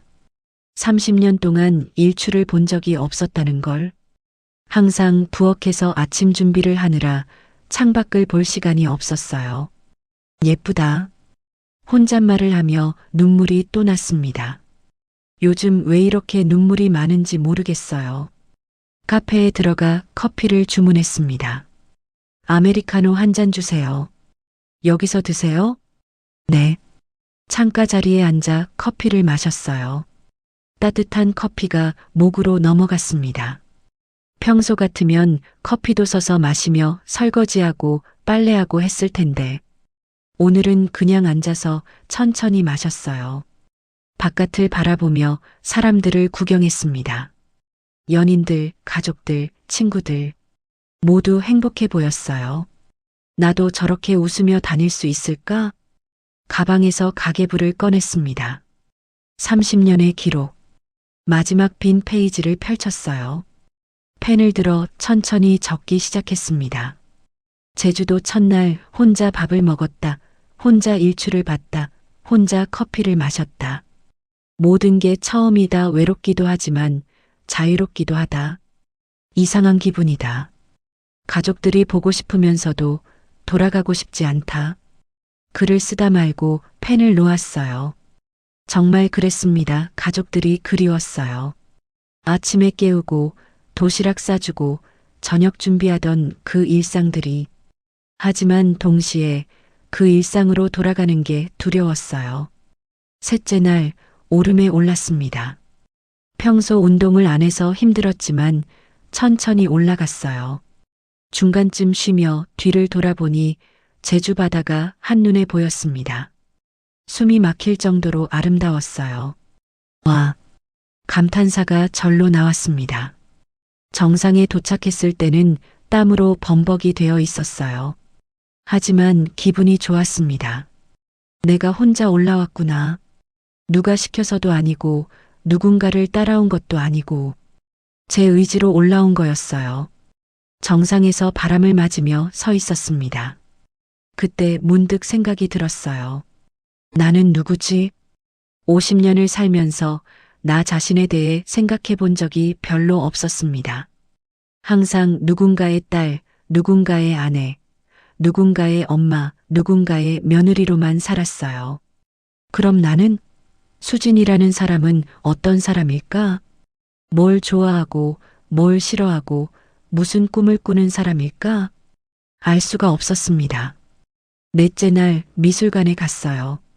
젊었을 때 미술을 좋아했었습니다. 결혼 전에는 미술 선생님이 되고 싶었어요. 하지만 결혼하고 아이 낳고 나서는 그림 한 점 그려본 적이 없었죠. 미술관에서 작품들을 보며 걸었습니다. 색색의 그림들, 다양한 조각들. 한 그림 앞에서 멈췄어요. 바다를 그린 그림이었습니다. 거친 파도와 폭풍우가 몰아치는 바다. 하지만 그 속에 작은 배 한 척이 있었어요. 흔들리지만 가라앉지 않는 배. 나갔다. 그림을 한참 바라보며 눈물이 났습니다. 30년 동안 저도 폭풍우 속을 견뎌온 거였어요. 흔들리고 넘어질 뻔하고 가라앉을 뻔하면서도 끝까지 버텨온 거죠. 괜찮으세요? 미술관 직원이 다가왔어요. 네. 그냥 그림이 너무 좋아서요. 이 그림 제목이 항해예요. 작가가 말하길 인생은 항해와 같다고 하더라고요. 폭풍우도 만나고 파도도 만나지만 결국 항구에 도착한다고요. 항구. 저도 언젠가 제 항구에 도착할 수 있을까요? 미술관을 나와 근처 미술재료 가게에 들렀어요. 스케치북하고 연필 좀 주세요. 집으로 돌아와 창가에 앉아 그림을 그렸습니다. 무엇을 그릴까 고민하다가 오늘 본 바다를 그리기 시작했어요. 서툰 손이었지만 천천히 선을 그었습니다. 파도, 하늘, 구름. 얼마나 그렸을까요? 시간 가는 줄 몰랐습니다. 완성된 그림을 보니 형편없었어요. 비례도 안 맞고 색감도 이상했죠. 하지만 뿌듯했습니다. 30년 만에 처음 그린 그림이었으니까요. 다섯째 날 혼자 영화를 봤어요. 평일 오후라 극장은 거의 비어 있었습니다. 저 혼자만 있는 상영관. 영화 내용은 잘 기억나지 않아요. 그냥 어두운 극장에 혼자 앉아 있다는 것 자체가 새로웠거든요. 영화가 끝나고 밖으로 나왔을 때 문득 이런 생각이 들었어요. 가족들은 지금 뭘 하고 있을까? 밥은 잘 먹고 있을까? 빨래는 누가 하고 있을까? 집은 깨끗한가? 걱정이 되었습니다. 하지만 동시에 이런 생각도 들었어요. 가족들도 할 수 있을 거야. 나 없이도. 카페에 앉아 핸드폰을 켰습니다. 또 수십 통의 부재중 전화와 문자가 와 있었어요. 하나하나 읽었습니다. 남편 여보, 어디 있어? 걱정된다. 은지 엄마 미안해.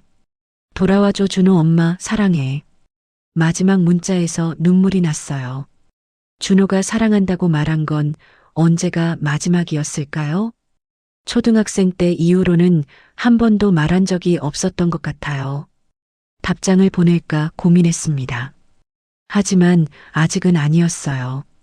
아직 제가 채워지지 않았거든요. 여섯째 날 해변에 혼자 앉아 있었어요. 노을이 지는 시간이었습니다. 하늘이 붉게 물들었어요. 옆에 한 할머니가 앉으셨습니다. 혼자세요? 할머니가 물었어요. 네. 젊은 사람이 혼자 여행이라니 용감하네요. 젊지는 않아요. 벌써 50대예요. 50대면 한창이지. 나봐, 70이 넘었어도 이렇게 혼자 다녀. 가족은요? 있지. 자식들도 있고 손주들도 있고. 근데 가끔은 혼자만의 시간이 필요하더라고. 저도 그래서 왔어요. 할머니가 웃으셨어요. 잘했어.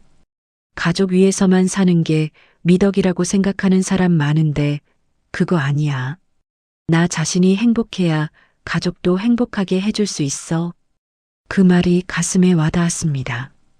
제가 이기적인 거 아닐까요? 이기적? 50년 살면서 일주일 자기 위해 쓰는 게 이기적이야? 그럼 365일 중 358일을 가족 위해 쓰는 건 뭐라고 불러야 해? 당신은 충분히 자격 있어.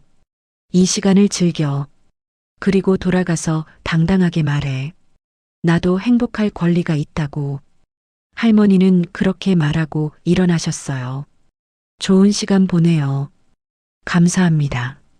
할머니의 뒷모습을 바라보며 눈물이 났습니다. 위로받는 기분이었어요. 7째 날 마지막 날이었습니다. 아침 일찍 일어나 해변으로 나갔어요. 마지막 일출을 보고 싶었습니다. 해가 떠오르는 걸 보며 가계부를 펼쳤어요. 새 페이지에 적기 시작했습니다. 제주도 마지막 날. 일주일 동안 정말 많은 것을 느꼈다. 처음엔 죄책감이 컸다. 가족을 두고 온 것, 엄마로서의 책임을 저버린 것 같았다. 하지만 지금은 다르다. 이 시간은 나에게 꼭 필요한 시간이었다. 나는 50년을 살면서 나를 잃어버렸다.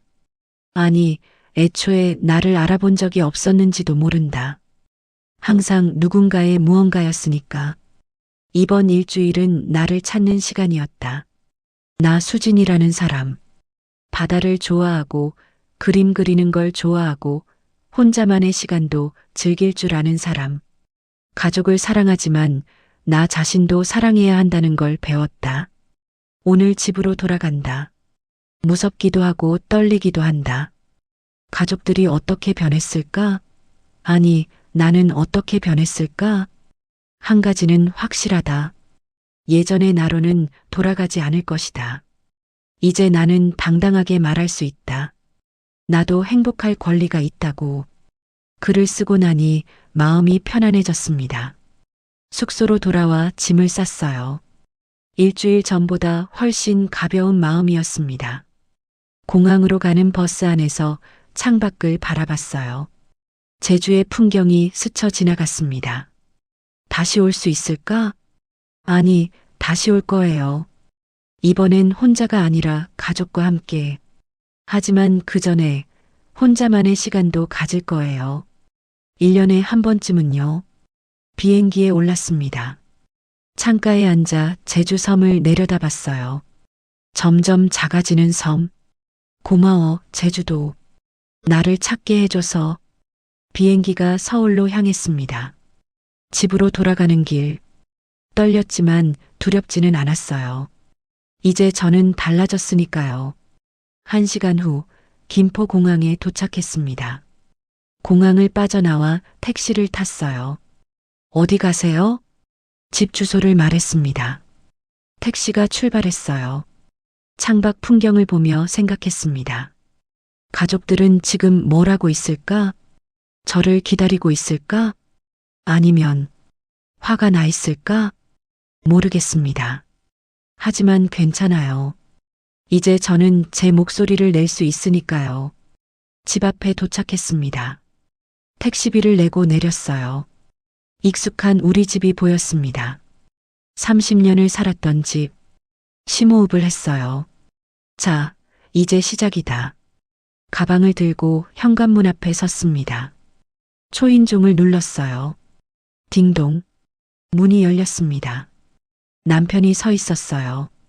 머리는 산발이고 얼굴에는 수염이 자라 있었습니다. 평소 단정했던 모습과는 달랐어요. 여보. 남편의 목소리가 떨렸습니다. 우리는 한동안 서로를 바라봤어요. 무슨 말을 해야 할지 몰랐습니다. 들어와요.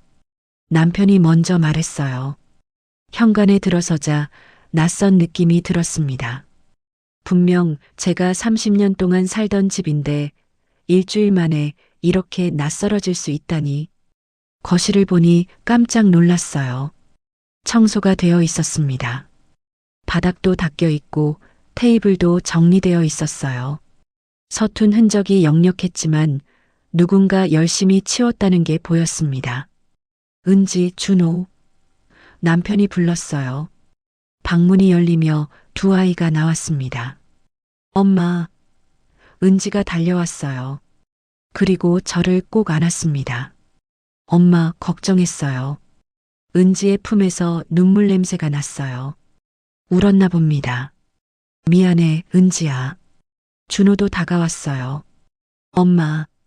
무사해서 다행이에요. 응, 엄마 괜찮아. 네 사람이 거실에 마주 섰습니다. 어색한 침묵이 흘렀어요. 앉아요. 남편이 소파를 가리켰습니다. 모두 앉았어요. 저는 혼자, 가족들은 맞은편에. 마치 저를 신문하는 것 같은 구도였습니다. 여보, 대체 왜 그랬어? 남편이 먼저 물었어요. 쪽지에 적어놨잖아요. 나도 혼자만의 시간이 필요했어요. 하지만 아무 말도 없이 갑자기 나가다니. 얼마나 걱정했는지 알아? 알아요. 미안해요. 하지만 저는 심호흡을 했습니다. 말했으면 보내줬을 것 같아요? 남편이 말문이 막혔어요. 솔직히 말해봐요. 내가 일주일만 혼자 있고 싶다고 했으면 당신은 뭐라고 했을 것 같아요? 그건 무슨 소리야. 집안일은 누가 해. 애들은 어떡하고 이렇게 말했을 거잖아요. 남편은 대답하지 못했습니다. 엄마. 은지가 조심스럽게 말했어요. 우리가 잘못했어요. 엄마한테 너무 심했던 거 알아요. 나도 미안해, 엄마. 준호도 고개를 숙였어요. 아이들의 사과에 마음이 조금 풀렸습니다. 하지만 아직 할 말이 많았어요. 고마워, 애들아. 그런데 엄마도 할 말이 있어. 세 사람이 저를 바라봤습니다. 이번 일주일 동안 많은 생각을 했어요. 나는 누구인가? 내 인생은 무엇인가? 여보, 들어줘요. 제발. 제 목소리가 떨렸지만 단호했습니다. 30년 동안 나는 좋은 아내, 좋은 엄마가 되려고 애썼어요. 새벽에 일어나서 밥하고, 도시락 싸고, 청소하고, 빨래하고. 그게 내 의무라고 생각했어요. 당연한 거 아니야? 남편이 말했습니다. 그 순간 제 안에서 무언가가 터졌어요. 당연한 거라고요? 제 목소리가 커졌습니다. 여보, 당신은 30년 동안 단 한 번이라도 내게 고맙다고 말한 적 있어요? 그건 밥 차려줘도 당연하고, 옷 다려줘도 당연하고, 집 치워줘도 당연하고, 내가 하는 모든 게 당연했어요? 여보, 진정해요. 진정하라고요? 저는 웃음이 나왔어요. 30년 동안 진정하며 살았어요. 화나도 참고, 억울해도 참고, 슬퍼도 참고.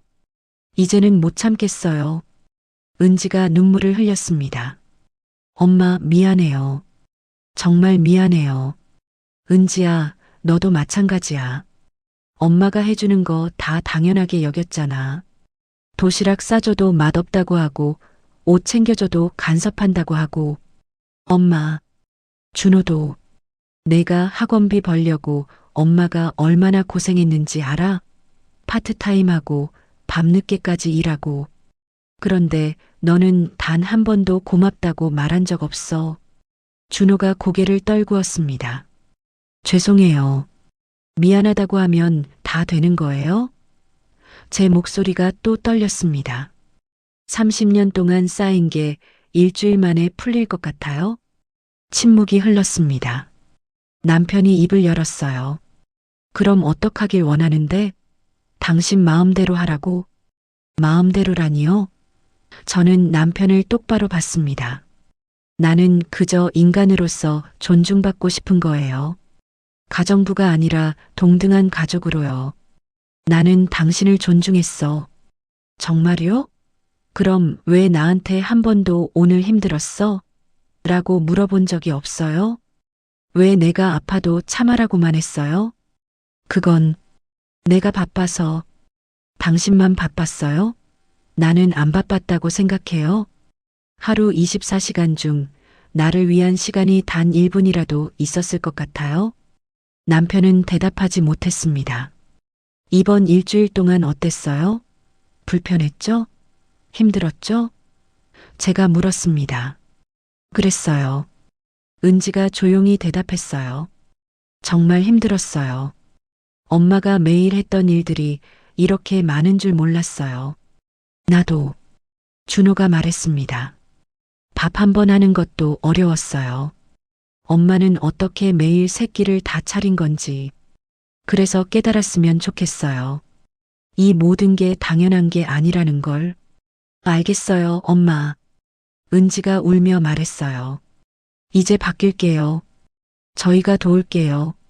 처음 며칠은 그럴 거예요. 저는 고개를 저었습니다. 하지만 한 달 지나면, 1년 지나면 또 예전으로 돌아갈 거예요. 그건 아닐 거야. 남편이 말했습니다. 어떻게 믿어요? 나를 믿어줘요. 남편의 목소리에 간절함이 담겨 있었어요. 저는 한참 동안 남편을 바라봤습니다. 믿고 싶어요. 정말로. 하지만 제 목소리가 떨렸습니다. 30년 동안의 상처가 그렇게 쉽게 아물 것 같지 않아요. 그럼 어떡하면 돼? 남편이 물었어요. 시간이 필요해요. 당신들이 정말 변했는지 지켜볼 시간. 얼마나? 모르겠어요. 한 달일 수도, 1년일 수도. 그동안 당신은 뭘 할 건데?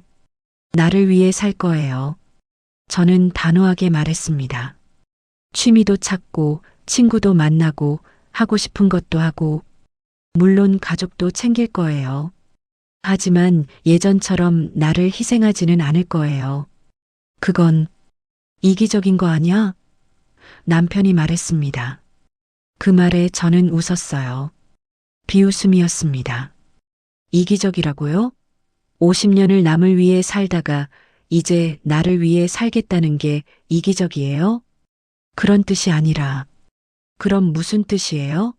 당신 말은 결국 엄마 역할 계속해라는 거잖아요. 나는 그렇게 말한 적 없어. 하지만 그렇게 생각하잖아요. 저도 목소리를 높였습니다.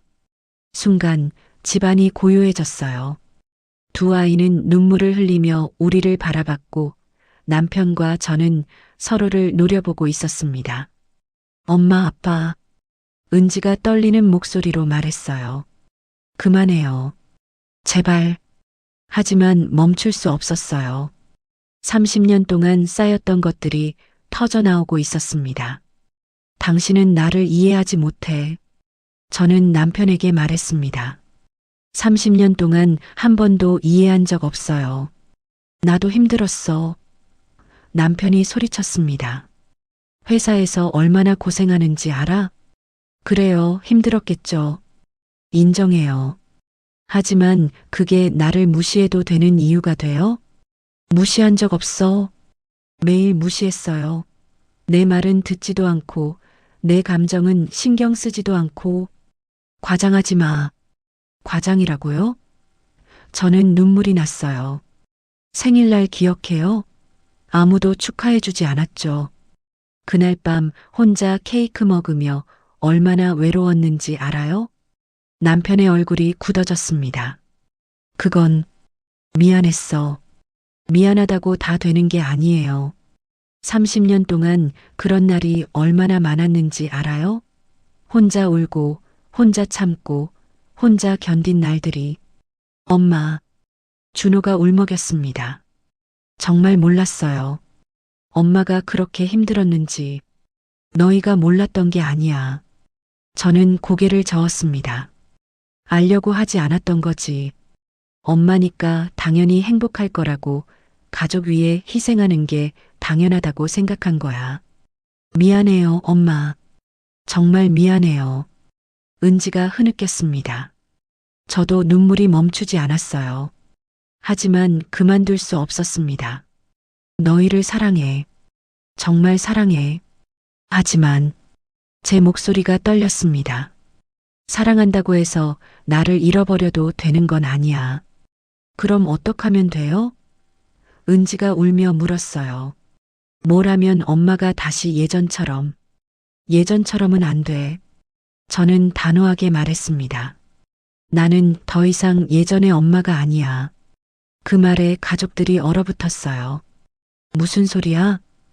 남편이 물었습니다. 일주일 동안 나는 변했어요. 이제는 나도 나를 위해 살고 싶어요. 그게 싫다면 저는 심호흡을 했습니다. 차라리 혼자 사는 게 나을지도 몰라요. 혼자? 남편의 얼굴이 창백해졌어요. 설마 이혼하자는 거야? 그 단어가 나오자 집안이 완전히 조용해졌습니다. 아이들은 충격받은 얼굴로 저를 바라봤어요. 저는 입술을 깨물었습니다. 모르겠어요. 확실한 건 예전으로는 돌아갈 수 없다는 거예요. 엄마, 제발. 은지가 무릎을 꿇고 제 앞에 왔어요. 우리 잘못했어요. 바뀔게요. 제발 그런 말은 하지 마세요. 엄마, 저도 잘못했어요. 준호도 다가왔습니다. 정말 반성했어요. 기회를 주세요. 두 아이가 우는 모습에 가슴이 찢어지는 것 같았어요. 하지만 저는 알았습니다. 지금 여기서 확실히 하지 않으면 또 예전으로 돌아갈 거라는 걸. 기회를 주고 싶어. 저는 눈물을 닦았습니다. 하지만 조건이 있어. 뭐든지 할게요. 남편이 말했습니다. 첫째, 집안일은 공평하게 나눠요. 나만 하는 게 아니라 모두가 함께. 그래요, 알겠어요. 둘째, 나도 내 시간을 가질 거예요. 취미 생활도 하고 친구도 만나고. 그걸 눈치 주지 마세요. 알겠어요. 셋째, 저는 남편을 똑바로 봤습니다. 나를 동등한 사람으로 대해줘요. 가정부가 아니라 배우자로요.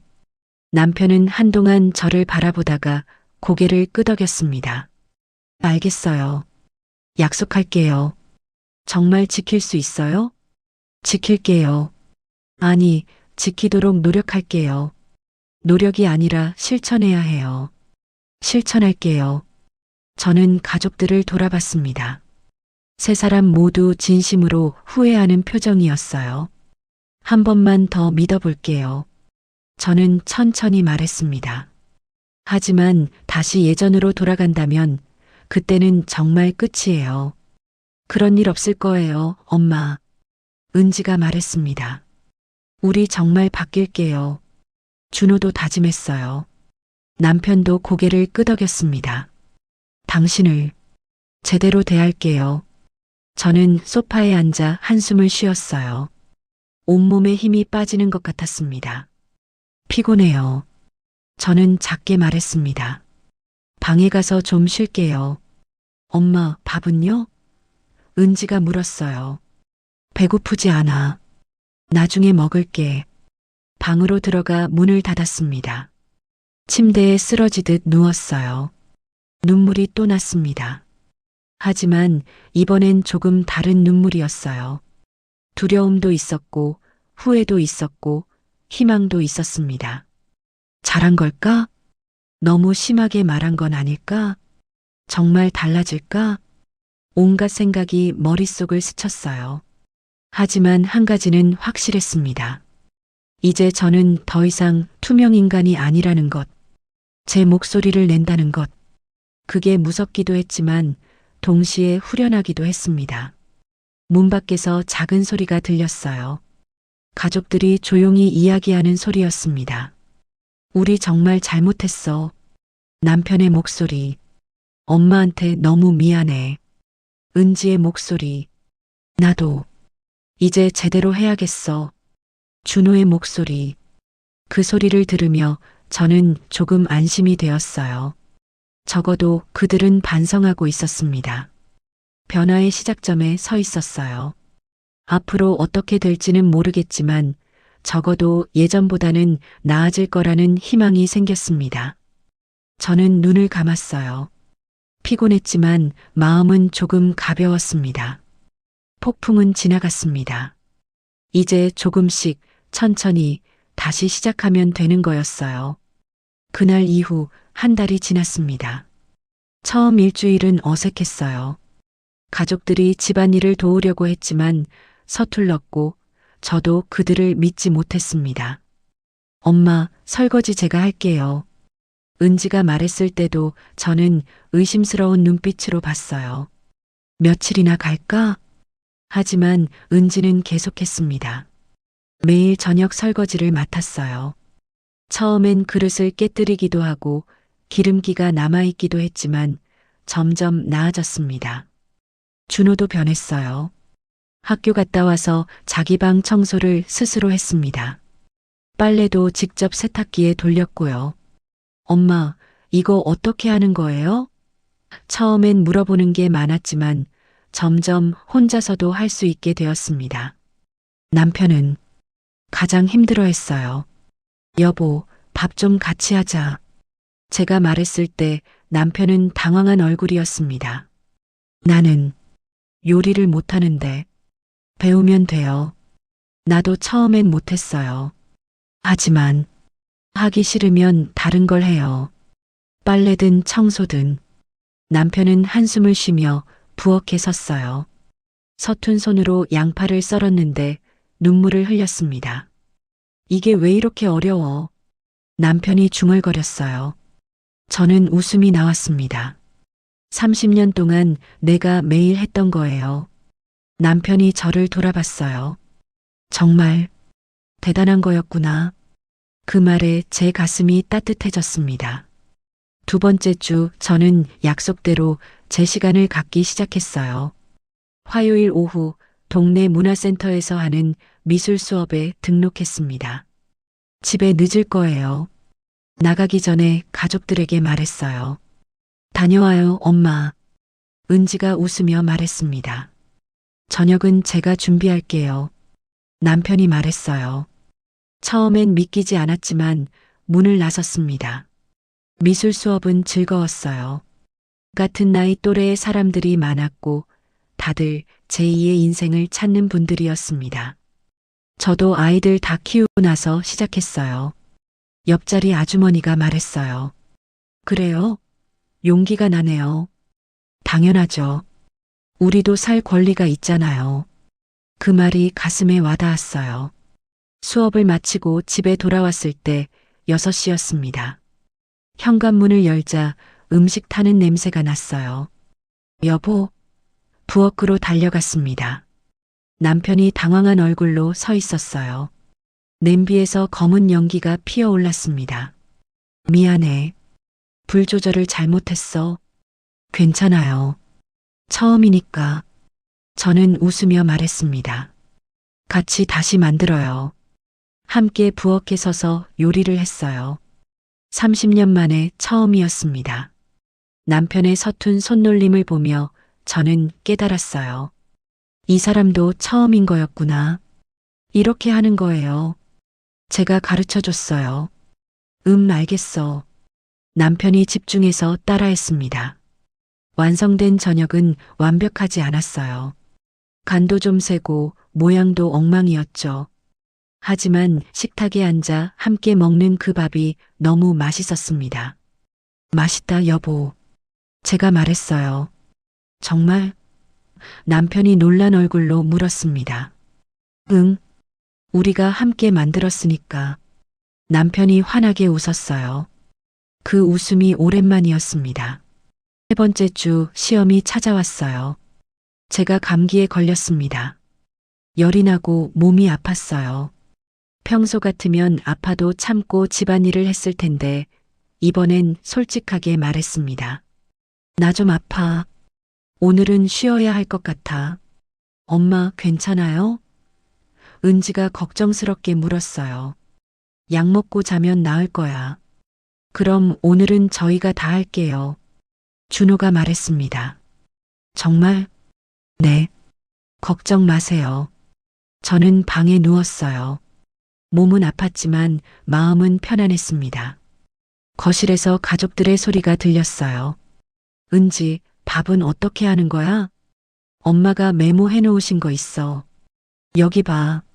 준호, 너는 청소 좀 해. 네, 알겠어요. 서툰 소리들이었지만 따뜻했어요. 저녁 무렵 은지가 방문을 열고 들어왔습니다. 엄마, 죽 끓였어요. 드세요. 고마워, 은지야. 은지가 떠먹여줬어요. 서툰 손길이었지만 정성이 느껴졌습니다. 맛있어. 제가 말했어요.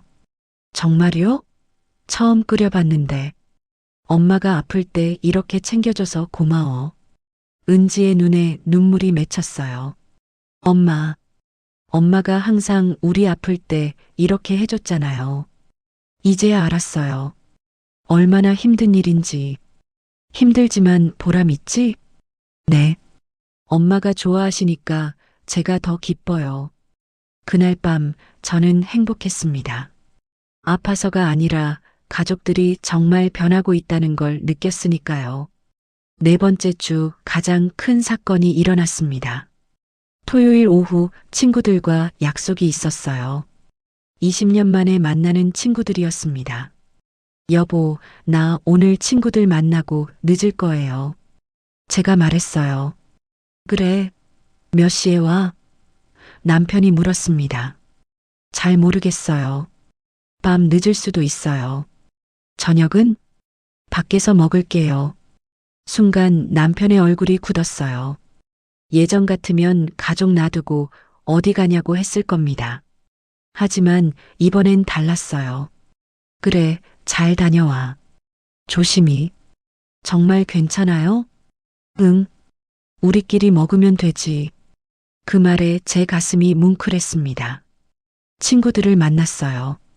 오랜만에 보는 얼굴들이었습니다. 수진아, 얼굴이 왜 이렇게 밝아졌어? 친구가 물었어요. 그래, 나도 모르겠어. 뭔가 달라진 것 같은데? 많은 일이 있었어. 저는 그동안의 이야기를 들려줬어요.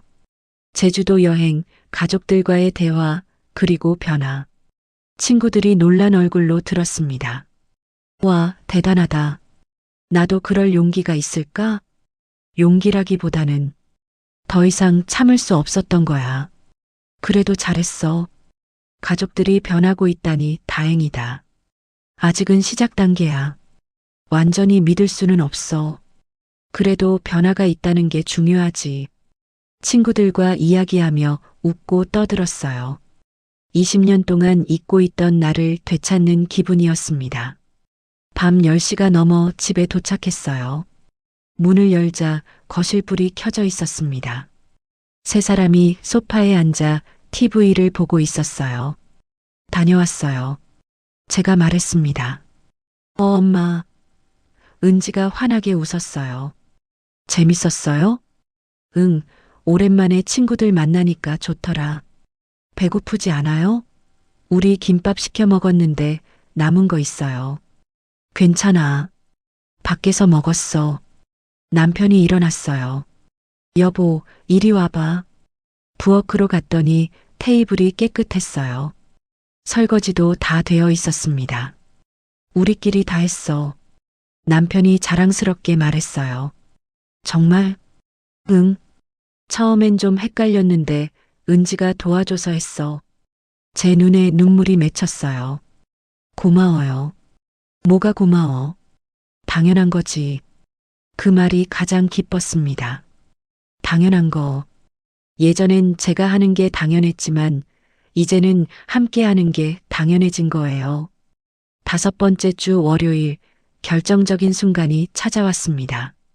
아침에 일어났는데 남편이 먼저 일어나 있었어요. 부엌에서 냄새가 났습니다. 커피 향? 거실로 나가니 남편이 식탁에 아침을 차리고 있었어요. 여보, 제가 놀라 물었습니다. 깼어? 앉아봐. 이게 뭐야? 아침 준비했어. 토스트랑 계란이랑 커피. 간단한 메뉴였지만 정성스럽게 차려져 있었어요. 왜 갑자기? 그냥 당신한테 해주고 싶었어. 30년 동안 나를 위해 해줬잖아. 이제는 내가 해줄 차례지. 저는 의자에 앉았어요. 눈물이 나올 것 같았습니다. 맛있어. 토스트를 한 입 베어물며 말했어요. 정말? 응, 정말 맛있어. 사실 토스트는 약간 탔고 계란도 좀 질었어요. 하지만 그 어떤 음식보다 맛있었습니다. 남편이 해준 첫 아침이었으니까요. 여보, 제가 조심스럽게 말했어요. 고마워요. 나야말로 고마워. 30년 동안 정말 고생 많았어. 그 말에 30년 동안의 모든 게 보상받는 기분이었어요. 은지와 준호도 일어났습니다. 우와, 아빠가 아침 준비했어? 은지가 놀라며 말했어요. 응, 엄마 주려고. 저희는요? 준호가 물었습니다. 너희는 알아서 먹어. 남편이 웃으며 말했어요. 에이, 아빠. 은지가 웃었습니다. 농담이야. 너희 것도 있어. 가족 모두가 식탁에 앉았어요. 간단한 아침이었지만 이렇게 행복한 아침은 오랜만이었습니다.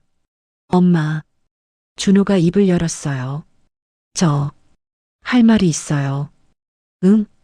그동안 엄마한테 정말 미안했어요.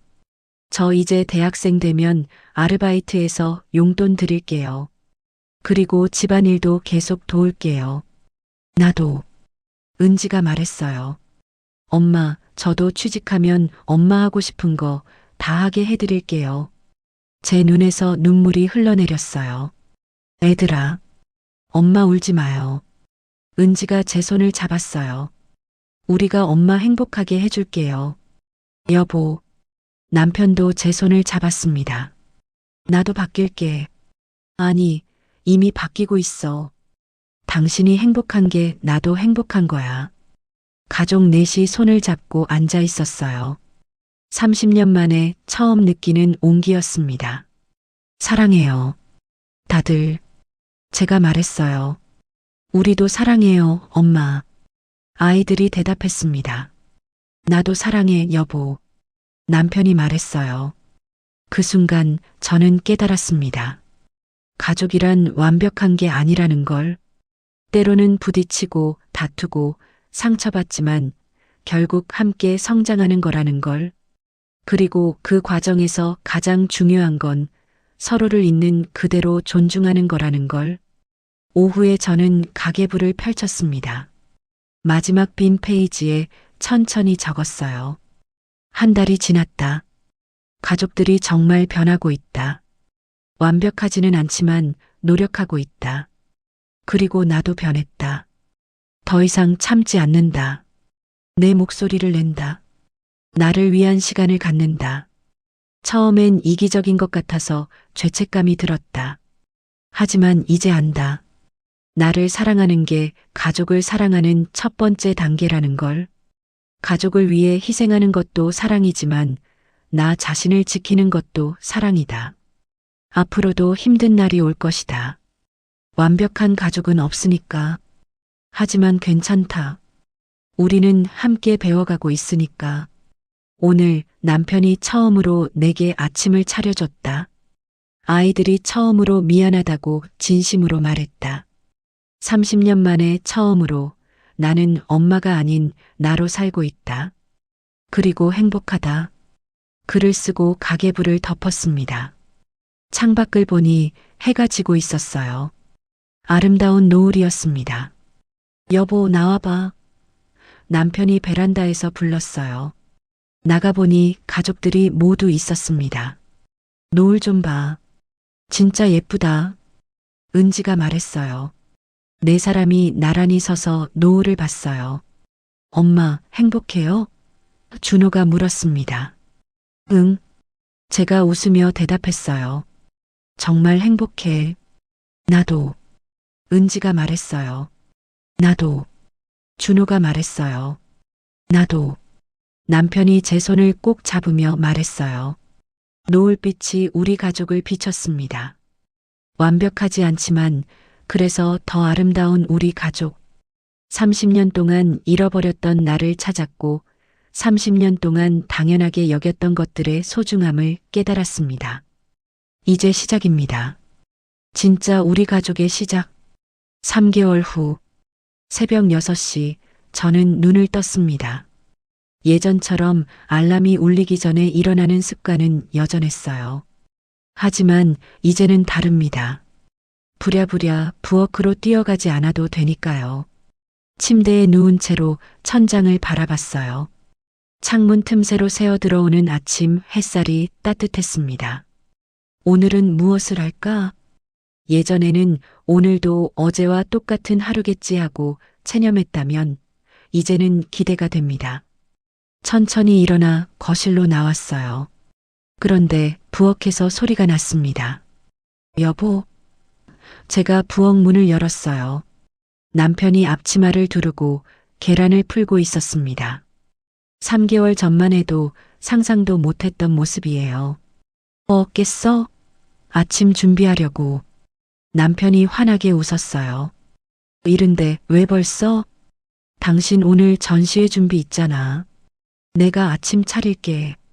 제 가슴이 따뜻해졌습니다. 남편은 서툰 손놀림으로 계란을 프라이팬에 부었어요. 기름이 튀고 모양도 엉망이었지만 그 모습이 예뻤습니다. 도와줄까요? 아니, 괜찮아.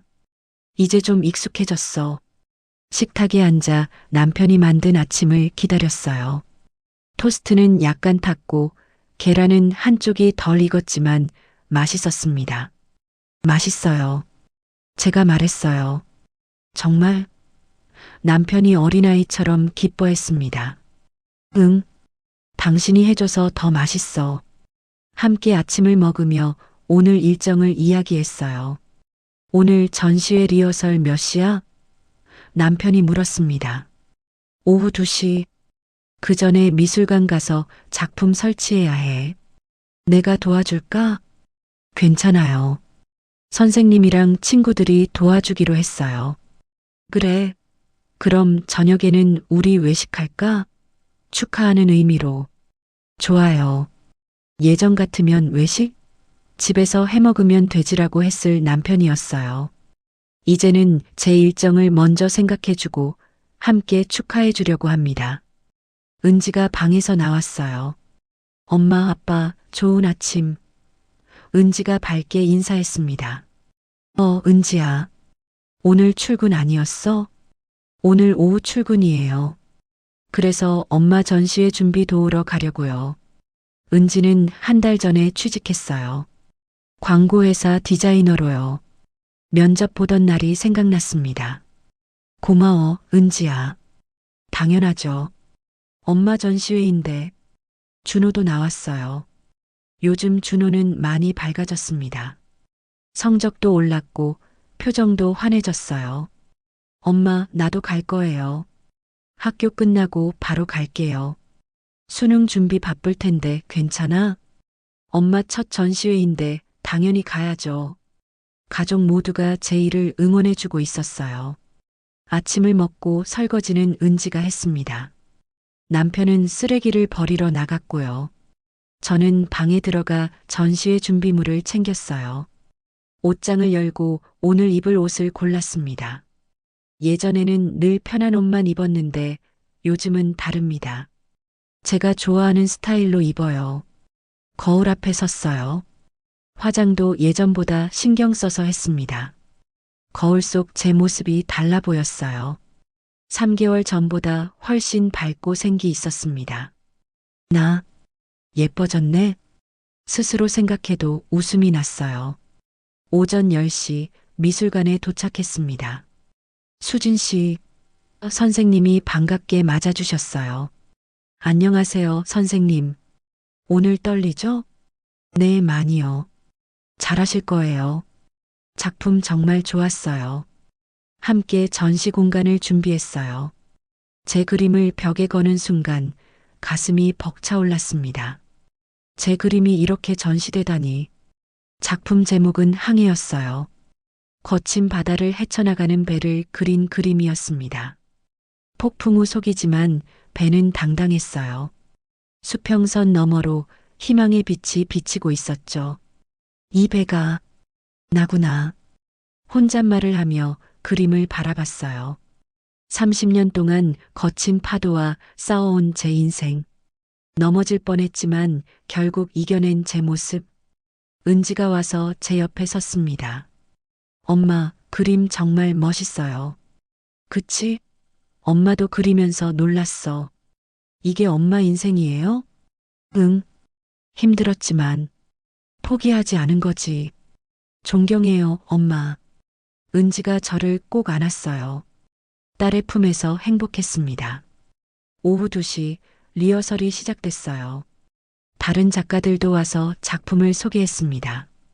모두 제 또래의 여성들이었어요. 저는 60대에 시작했어요. 한 언니가 말했습니다. 저는 이혼하고 나서 미술을 시작했죠. 다른 분이 말했어요. 저는 남편이 먼저 가고 나서요. 또 다른 분이 말했습니다. 모두 각자의 이야기가 있었어요. 하지만 공통점은 하나였습니다. 나를 찾기 위해 시작했다는 것. 제 차례가 왔어요. 저는 50대에 시작했어요.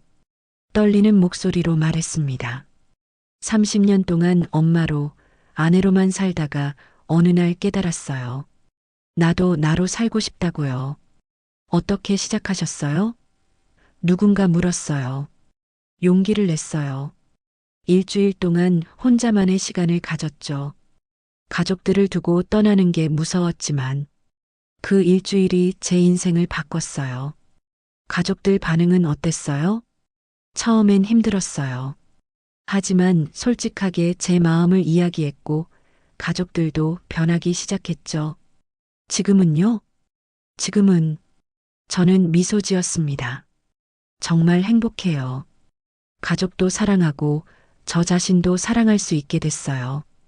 박수 소리가 들렸어요. 리허설을 마치고 밖으로 나왔더니 남편과 준호가 와 있었습니다. 여보, 남편이 손을 흔들었어요. 언제 왔어요? 방금. 리허설 끝났어? 응. 수고했어. 이거 줄게. 남편이 꽃다발을 건넸어요. 빨간 장미 한 다발이었습니다. 언제 준비했어요? 점심시간에 몰래 사왔지. 당신 첫 전시회인데 축하해야지. 제 눈에 눈물이 맺혔어요. 고마워요. 당연한 거지. 자랑스러워, 여보. 준호도 다가왔어요. 엄마, 나도 줄 게 있어요. 준호가 작은 상자를 건넸습니다. 이게 뭐야? 열어보세요. 상자를 열었더니 작은 목걸이가 들어 있었어요. 펜던트에는 엄마가 아니라 수진이라고 새겨져 있었습니다. 준호야, 엄마도 엄마이기 전에 수진이잖아요. 앞으로는 당당하게 수진으로 사세요. 저는 준호를 꼭 안았어요. 고마워, 아들. 저녁 가족들과 함께 식당에 갔습니다. 분위기 좋은 레스토랑이었어요. 예전에는 이런 곳에 올 생각도 못 했는데요. 건배. 남편이 잔을 들었어요. 엄마 전시회 성공을 위하여. 수진의 새로운 시작을 위하여. 잔이 부딪히는 소리가 경쾌했습니다. 여보, 고마워요. 제가 말했어요. 뭐가? 변해줘서. 나를 이해해 주려고 노력해줘서 나야말로 고마워. 나를 깨워줘서 엄마, 아빠. 은지가 말했어요. 저희도 고마워요. 저희를 변하게 해줘서 맞아요. 준호도 말했습니다. 엄마가 용기 내주셔서 우리 가족이 더 행복해진 것 같아요. 네 사람이 서로를 바라보며 미소 지었어요.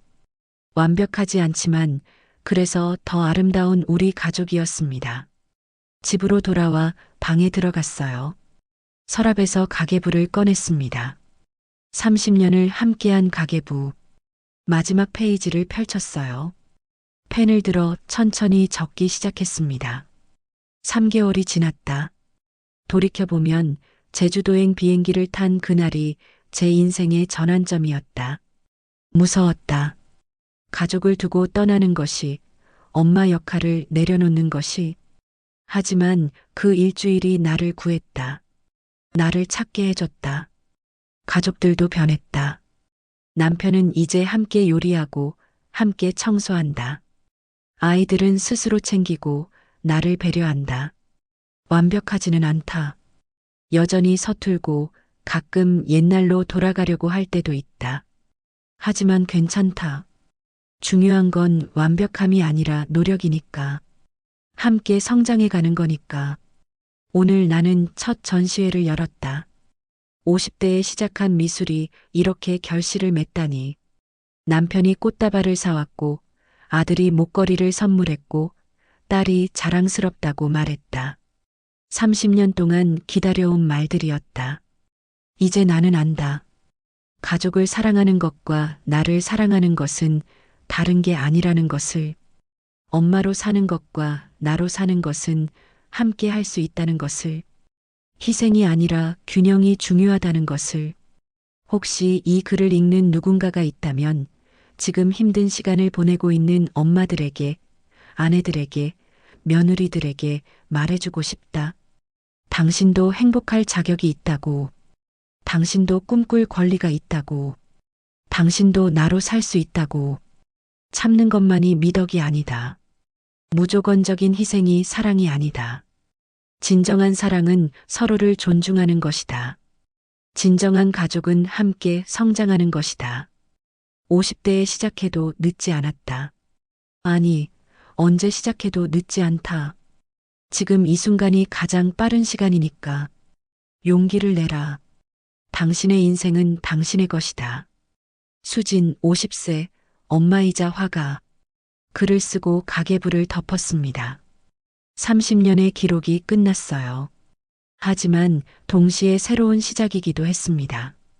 책장에서 새 노트를 꺼냈어요. 표지에 이렇게 적었습니다.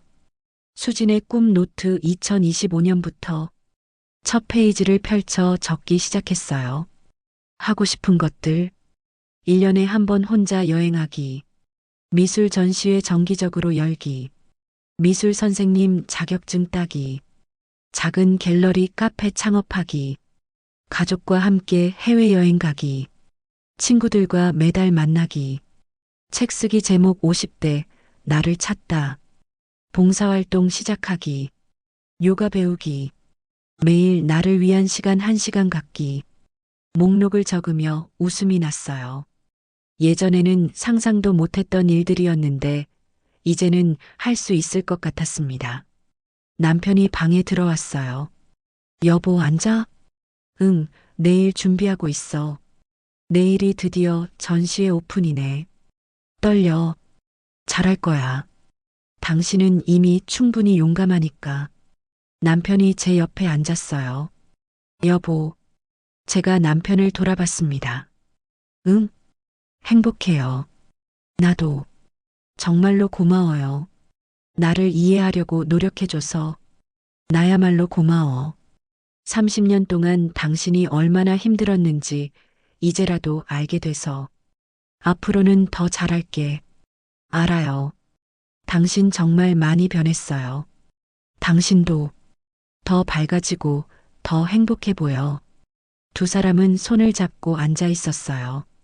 30년 부부였지만 이제야 진짜 부부가 된 기분이었습니다. 다음 날 전시회 오픈식이었습니다. 아침부터 많은 사람들이 미술관을 찾았어요.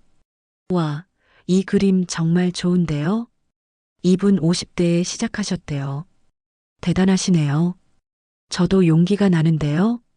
사람들의 반응에 가슴이 뛰었습니다. 제 그림 앞에 한 아주머니가 오래 서 있었어요. 비슷한 나이로 보였습니다. 저는 다가갔어요. 안녕하세요. 아, 작가님이세요? 아주머니가 놀란 얼굴로 물었어요. 네. 그림 정말 감동적이에요.